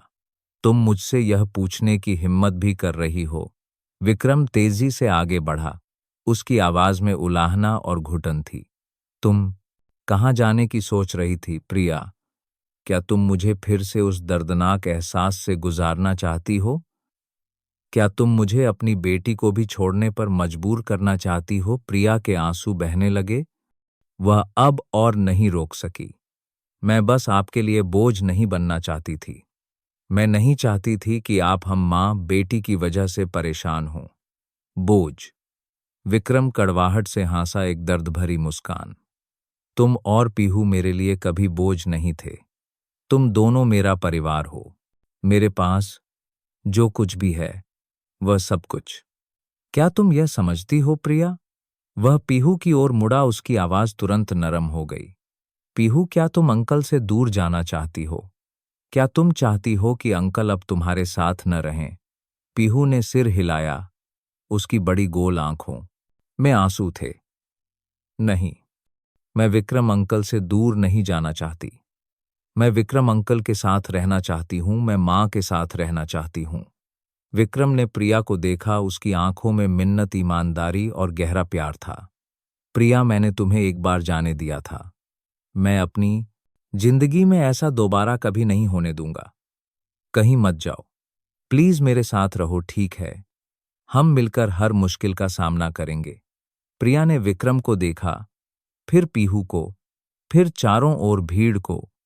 आंसू अभी भी उसके गालों पर बह रहे थे, लेकिन इस बार यह सिर्फ दर्द और निराशा के आंसू नहीं थे, बल्कि गंदों, गर्मजोशी और एक उज्जवल भविष्य की एक छोटी सी उम्मीद के आंसू भी थे। एक दिन का रेलवे स्टेशन अब हवाई अड्डा था। 16 साल पहले के आंसू और आज के आंसू। क्या इस बार वे सच में एक दूसरे का हाथ कसकर पकड़कर खुशी के रास्ते पर चल पाएंगे? पुणे हवाई अड्डे पर नाटकीय और रोमांटिक मुलाकात के बाद विक्रम ने प्रिया और पीहू को वापस मुंबई ले जाने का फैसला किया। इस बार यह अस्थायी लग्जरी अपार्टमेंट नहीं था, बल्कि उसका अपना घर था। एक काफी बड़ा बंगला जिसमें एक हरा भरा बगीचा था, लेकिन फिर भी एक गर्मजोशी और अपनेपन का एहसास था। वह प्रिया को अपनी गंभीरता, दृढ़ संकल्प और सच्चा प्यार दिखाना चाहता था। वह चाहता था कि वह जाने कि यह उनका असली घर होगा। इतने सालों की दूरी, गलतफहमियों और चोटों के बाद एक ही छत के नीचे एक साथ रहना आसान नहीं था। सब कुछ थोड़ा अजीब, शर्मनाक और कहने में मुश्किल था। विक्रम एक ठंडा, निर्णायक सीईओ जो हजारों कर्मचारियों को आदेश देने का आदी था, अब पिता बनने की कोशिश में बहुत अनाड़ी और अजीब हो गया था। वह पीहू को होमवर्क कराने में संघर्ष करता, रसोई में कुछ स्वादिष्ट बनाने की कोशिश में घबरा जाता, हालांकि परिणाम अक्सर विनाशकारी होते थे। या घंटों धैर्यपूर्वक पीहू की अंतहीन कहानियां और बच्चों के मासूम सपने सुनता। प्रिया अभी भी विक्रम से थोड़ी दूरी बनाए हुए थी, हालांकि उसने रहने का फैसला कर लिया था और उसके दिल में फिर से भावनाएं जाग उठी थीं। लेकिन अतीत के घाव इतनी आसानी से नहीं भर सकते थे। वह अभी भी पीहू के सामने उसे विक्रम जी कहकर बुलाती थी और अक्सर उसके करीब आने के प्रयासों से बचती थी, लेकिन उसकी आंखों में उसके लिए अब बहुत कोमलता थी। और कभी कभी जब वह विक्रम को पीहू के साथ धैर्यपूर्वक खेलते या अनाड़ीपन से उसकी देखभाल करते देखती तो उसके होठों पर एक हल्की गर्म मुस्कान आ जाती। सौभाग्य से पीहू सबसे अच्छा पुल थी दरारों को भरने के लिए, सबसे जादुई उत्प्रेरक। वह मासूम लापरवाह जल्दी ही नए जीवन और नए पिता की उपस्थिति के अनुकूल हो गई। वह विक्रम से लिपटी रहती, उसे पापा कहकर बुलाती इतनी स्वाभाविक रूप से जैसे वह हमेशा से ऐसा करती आई हो। पापा प्लीज मुझे कहानी सुनाओ। पापा इस वीकेंड मुझे और माँ को चिड़ियाघर ले चलो। हर बार उस प्यारी पापा की आवाज सुनकर विक्रम का दिल एक अवर्णनीय भावना से भर जाता, खुशी, गर्मजोशी, गर्व और उन कीमती सालों के लिए थोड़ा सा दर्द जो बीत चुके थे। एक शाम जब पीहू अपने नए, उसकी पसंद के अनुसार सजाए गए कमरे में सो के लिए चुकी थी, विक्रम और प्रिया हवादार बालकनी में बैठकर रात में शहर की जगमगाती रोशनी देख रहे थे। मुझे लगता है कि तुम अभी भी बच्ची के सामने मुझे क्या कहकर बुलाना है, इसमें सहज नहीं हो, है ना? विक्रम धीरे से मुस्कुराया, दोनों के बीच की अजीब चुप्पी को तोड़ते हुए। प्रिया थोड़ी शर्मा गई, उसने धीरे से सिर झुकाया। मुझे भी समझ नहीं आ रहा कि क्या कहना सही होगा। या तुम मुझे अपनी बेटी का पापा कहकर बुलाने की कोशिश कर सकती हो। विक्रम ने छेड़ा, उसकी आंखों में शरारत थी। प्रिया ने उसे हल्की सी घूरती नजर से देखा, लेकिन उसकी आंखों में भी खुशी की एक झलक थी। आप हमेशा मजाक करते रहते हैं। मैं सच कह रहा हूं, मजाक नहीं। विक्रम ने धीरे से प्रिया का हाथ पकड़कर उसे हल्के से दबाया। मैं तुम्हें ऐसा कहते सुनना चाहता हूं। मैं चाहता हूं कि हम सच में एक परिवार बने, एक पूरा परिवार। प्रिया कुछ देर चुप रही, फिर धीरे से बोली, उसकी आवाज में थोड़ी झिझक थी। मुझे थोड़ा और समय चाहिए विक्रम। सब कुछ मेरे लिए बहुत अचानक हुआ है। मैं इंतजार करूंगा। विक्रम ने प्रिया की आंखों में गहराई से देखा, उसकी आवाज में ईमानदारी और दृढ़ता थी। मैं तब तक इंतजार करूंगा जब तक तुम सच में तैयार नहीं हो जाती, चाहे कितना भी समय लगे। वे बस ऐसे ही एक दूसरे के पास बैठे रहे, कुछ और नहीं कहा। लेकिन अब की चुप्पी घुटन भरी या अजीब नहीं थी, बल्कि एक दुर्लभ शांति और समझ थी। अचानक पीहू के कमरे का दरवाजा खुला, बच्ची बिखरे बालों और नींद भरी आंखों के साथ बाहर आई। अरे मम्मी, पापा अभी तक सोए नहीं। विक्रम और प्रिया दोनों हैरान रह गए। मम्मी पापा, बच्ची ने उन्हें कब से ऐसा कहना शुरू कर दिया था और उन्हें पता भी नहीं चला। पीहू धीरे धीरे चलकर आई, दोनों के बीच खड़ी हो गई, अपनी मासूम साफ आंखें ऊपर उठाकर। मैंने बाहर मम्मी पापा को बात करते सुना। अब मेरे पास मम्मी और पापा दोनों हैं, लेकिन मुझे लगता है कि हर कोई हमेशा रोता रहता है। पहले किराए के घर में माँ मुझे पकड़कर अकेले रोती थीं। अब यहां आकर मैंने देखा है कि पापा भी माँ को देखकर आहें भरते हैं। उनकी आंखें भी उदास लगती हैं। क्या मम्मी, पापा का साथ होना अच्छा नहीं है? पीहू के मासूम सवाल ने विक्रम और प्रिया दोनों को एक पल के लिए स्तब्ध कर दिया। उन्होंने एक दूसरे को देखा और फिर एक साथ हंस पड़े। एक हंसी जिसमें शर्मिंदगी, खुशी और दिल से बोझ उतरने जैसा एहसास था। विक्रम ने जल्दी से पीहू को अपनी गोद में उठा लिया और प्रिया को भी पास खींच लिया, एक गर्मजोशी भरा घेरा बनाते हुए। नहीं मेरी प्यारी बेटी, मम्मी पापा का साथ होना इस दुनिया की सबसे अच्छी, सबसे खुशी की बात है। बस मम्मी। पापा थोड़े भावुक हो गए थे, उदास नहीं थे। प्रिया ने भी दोनों को गले लगा लिया।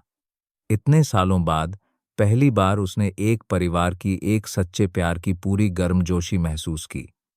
आंसू फिर से उसके गालों पर लुढ़क गए, लेकिन इस बार यह असीम खुशी के आंसू थे। एक साथ रहना सीखना, पिता बनना सीखना, माँ बनना सीखना, प्यार करना, साझा करना और अतीत की गलतियों को माफ करना सीखना। यह एक लंबी और चुनौतीपूर्ण यात्रा थी, लेकिन उतनी ही मीठी भी और विक्रम को विश्वास था कि जब तक वे एक दूसरे के साथ रहेंगे, एक दूसरे का हाथ कसकर पकड़े रहेंगे, सब कुछ ठीक हो जाएगा। अपने छोटे से परिवार के जीवन को स्थिर करने के बाद जब सब कुछ धीरे धीरे पटरी पर आ गया, विक्रम ने फैसला किया कि अब उसे सबसे बड़ी और सबसे कठिन समस्या का सामना करना है। वह थे उसके ब्राइड, एक दूसरे का हाथ कसकर पकड़े रहेंगे, सब कुछ धीरे धीरे पटरी पर आ गया। पिता मिस्टर खन्ना, वह जानता था कि वे अभी भी उससे प्रिया से बहुत नाराज हैं और यहाँ तक कि पीहू के अस्तित्व को भी स्वीकार नहीं किया है। लेकिन वह इस तनावपूर्ण स्थिति को हमेशा के लिए नहीं चलने दे सकता था। पीहू को अपने दादाजी के प्यार की जरूरत थी और वह खुद भी अपने पिता की नजरों में एक नालायक बेटा नहीं बनना चाहता था। एक खूबसूरत वीकेंड की दोपहर विक्रम पीहू को लेकर मिस्टर खन्ना के आलीशान बंगले पर पहुंचा। प्रिया साथ नहीं गई। उसने सोचा कि यह खन्ना परिवार के 3 पीढ़ियों का निजी मामला है, उसे इसमें दखल नहीं देना चाहिए। उसने बस पीहू को दादाजी के साथ विनम्र रहने की हिदायत दी। पापा, हम कहाँ जा रहे हैं? यह घर बहुत बड़ा और सुंदर है। पीहू ने अपनी गोल आंखें हैरानी और खुशी से घुमाईं सामने भव्य बंगले को देखते हुए। यह तुम्हारे दादाजी का घर है, विक्रम ने कहा। उसकी आवाज में थोड़ा तनाव और चिंता थी। अंदर जाकर दादाजी से मिलोगी तो बहुत अच्छे से पेश आना याद रखना। जी मुझे याद है, पीहू ने दृढ़ता से सिर हिलाया। उसका चेहरा बहुत गंभीर था। क्या दादाजी अच्छे हैं पापा? क्या दादाजी मुझसे प्यार करेंगे? विक्रम उदासी से मुस्कुराया और अपनी बेटी के सिर पर हाथ फेरा। दादाजी दादाजी थोड़े सख्त हैं, लेकिन वह बच्चों से बहुत प्यार करते हैं, खासकर पीहू जैसी अच्छी बच्ची से। पिता पुत्री हाथ में हाथ डाले घर में दाखिल हुए। मिस्टर खन्ना बड़े से लिविंग रूम में अखबार पढ़ रहे थे। विक्रम और पीहू को देखकर उनका चेहरा तुरंत उतर गया। कमरे में माहौल भारी और घुटन भरा हो गया। तुम्हें इसे यहां लाने की इजाजत किसने दी? उन्होंने ठंडे स्वर में पूछा। उनकी आवाज में गुस्सा था। उन्होंने पीहू की तरफ एक नजर भी नहीं डाली। पापा, यह पीहू है, मेरी बेटी, आपकी पोती। विक्रम ने शांत रहने की कोशिश की। उसकी आवाज नरम थी। आज मैं इसे आपसे मिलवाने लाया हूं। मिस्टर खन्ना ने तिरस्कार से हम्फ किया, कुछ और नहीं कहा, और अपनी आंखें अखबार पर गढ़ा दीं, जैसे कि पिता पुत्री वहां थे ही नहीं। कमरे में तनाव बढ़ता जा रहा था। पीहू दादाजी के ठंडे रवैये से थोड़ी डर गई थी। वह डरकर विक्रम के पैर के पास छिप गई। उसका हाथ कसकर पापा की पैंट पकड़े हुए था। विक्रम ने एक भारी सांस ली। वह जानता था कि अपने पिता को इतनी आसानी से मनाना मुश्किल होगा। पापा, मैं जानता हूं कि आप अभी भी मुझसे बहुत नाराज हैं, लेकिन इसमें पीहू की कोई गलती नहीं है। वह आपकी पोती है, इस खन्ना खानदान का खून है। मेरी ऐसी कोई पोती नहीं है, मिस्टर खन्ना ने कठोरता से कहा, लेकिन उनकी आंखें अनजाने में पीहू की ओर एक पल के लिए गईं। एक क्षण की जिज्ञासा, एक छोटी सी हलचल जिसे वह छिपा नहीं सका। पीहू डरी हुई थी, लेकिन दादाजी की बात सुनकर उसने अचानक सारी हिम्मत जुटाई और विक्रम के पीछे से बाहर निकली। वह हिम्मत से मिस्टर खन्ना के सामने गई, अपना सिर ऊंचा किया। उसकी बड़ी साफ आंखें सीधे उन्हें देख रही थीं। दादाजी, पीहू की साफ विनम्र आवाज गूंजी। नमस्ते दादाजी। मेरी माँ ने कहा है कि बड़ों से मिलने पर नमस्ते करना चाहिए। मैं पीहू हूं। मेरा पूरा नाम माया है। मैं अब 6 साल की हूं। आपसे मिलकर मुझे बहुत खुशी हुई। मिस्टर खन्ना स्तब्ध रह गए, लगभग जड़ हो गए। पीहू के विनम्र, स्वाभाविक और प्यारे शब्दों और व्यवहार ने उन्हें पूरी तरह से आश्चर्यचकित कर दिया। उन्होंने बच्ची को सीधे देखा, उसकी आंखों, उसके छोटे से मुंह को ध्यान से देखा। उसमें कुछ कुछ बचपन के विक्रम की झलक थी और कुछ उसकी मां की कोमलता, जिसे वे कभी बहुत नफरत करते थे। लेकिन सबसे बढ़कर यह एक बच्चे की मासूम बेदाग आंखें थीं। तुमने क्या कहा? मिस्टर खन्ना हकलाए। उनके हाथ से अखबार न जाने कब नीचे गिर गया था। पीहू ने देखा कि दादाजी अब उतने डरावने नहीं लग रहे तो वह मुस्कुराए, जिससे उसके दो टूटे हुए सामने के दांत दिखे। जी नमस्ते दादाजी। दादाजी, क्या आपको स्ट्रॉबेरी आइसक्रीम पसंद है? मुझे स्ट्रॉबेरी आइसक्रीम बहुत पसंद है। माँ कहती हैं कि ज्यादा आइसक्रीम खाने से दांत खराब हो जाते हैं, लेकिन पापा ने कहा है कि अगर मैं वीकेंड पर अच्छी बच्ची बनी रही तो वो मुझे एक बहुत बड़ी आइसक्रीम खिलाएंगे। वह बच्ची चहकती रही। उसकी आवाज चिड़िया के गीत की तरह थी। उसे मिस्टर खन्ना के बदलते चेहरे के भावों का कोई अंदाजा नहीं था। फिर एक बहुत ही स्वाभाविक प्रतिक्रिया में पीहू और पास गई और अपने छोटे गोल मटोल हाथों से मिस्टर खन्ना के पैर पकड़ लिए। दादाजी प्लीज, पापा से और गुस्सा मत होइए। पापा आपसे बहुत प्यार करते हैं। मैंने देखा है पापा हर रात आपकी तस्वीर देखते हैं। पापा मुझसे और माँ से भी प्यार करते हैं। हम सब एक दूसरे से प्यार करेंगे। ठीक है दादाजी। अचानक गले लगना और पीहू के दिल से निकले मासूम सच्चे शब्द एक गर्म पानी की जादुई धारा की तरह थे, जिसने मिस्टर खन्ना के दिल में जमी बर्फ की मोटी परत को पूरी तरह से पिघला दिया। उन्होंने अपनी प्यारी छोटी पोती को देखा जो उनके पैर से लिपटी हुई थी।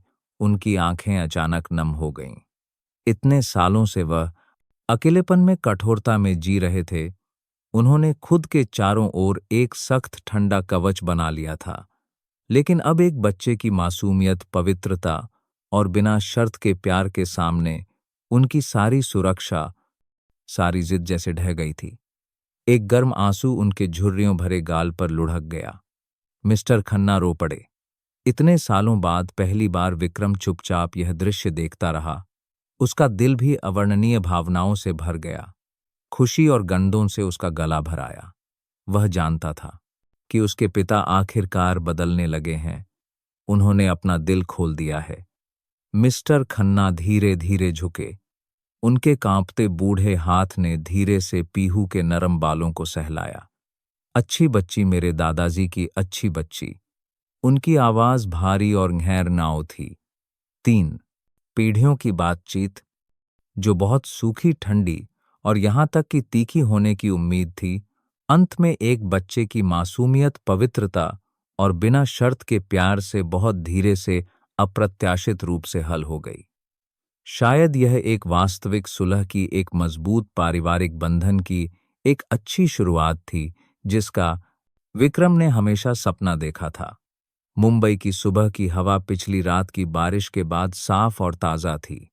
दिन की नई कोमल गर्म धूप पत्तियों के बीच से छनकर हरे भरे बगीचे पर पड़ रही थी, फिर खिड़की पर खेल रही थी। धीरे धीरे पूरे छोटे परिवार को जगा रही थी। आधुनिक लेकिन आरामदायक रसोई में प्रिया एक सुंदर एप्रन पहने पूरे परिवार के लिए नाश्ता तैयार कर रही थी। लहसुन, मक्खन, टोस्ट और ऑमलेट की महक पूरे घर में फैली हुई थी।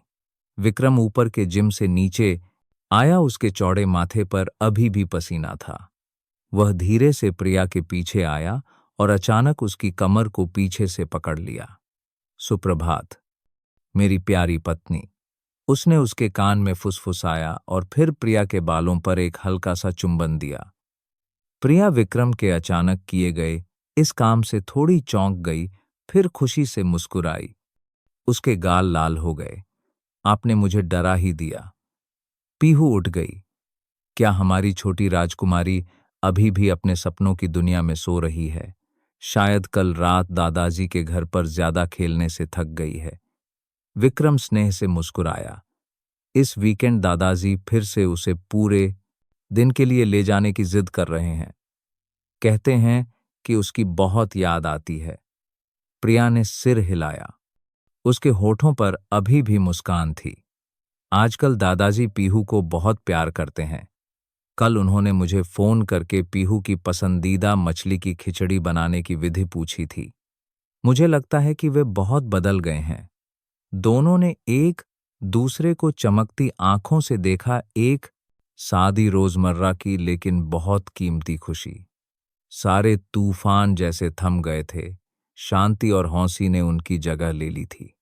मिस्टर खन्ना ने प्रिया और पीहू को पूरी तरह से स्वीकार कर लिया था और अपनी छोटी पोती को बहुत प्यार और दुलार करते थे।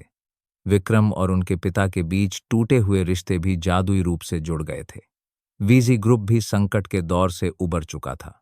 विक्रम ने अपनी प्रतिभा और साहस को साबित कर दिया था जब वह कंपनी को मजबूती से आगे बढ़ाने के साथ साथ अपने छोटे से घर की देखभाल भी कर सकता था। मम्मी पापा, क्या आप दोनों किचन में हैं? पीहू की चहकती आवाज ऊपर से आई। उसके पीछे सीढ़ियों से उतरने की आवाज आई। वह एक छोटे से तूफान की तरह किचन में आई। अपनी बाहें फैलाकर मम्मी और पापा दोनों को गले लगा लिया। सुप्रभात मेरी प्यारी राजकुमारी। विक्रम ने झुककर पीहू को गोद में उठा लिया और उसके गोल मटोल गालों पर चूमा। आज मुझे फिर से स्कूल जाना है। पीहू ने उदास चेहरा बनाया। मैं घर पर मम्मी पापा के साथ खेलना चाहती हूं, मैं स्कूल नहीं जाना चाहती। अच्छी बच्ची बनो, स्कूल जाओगी तभी तो होशियार बनोगी।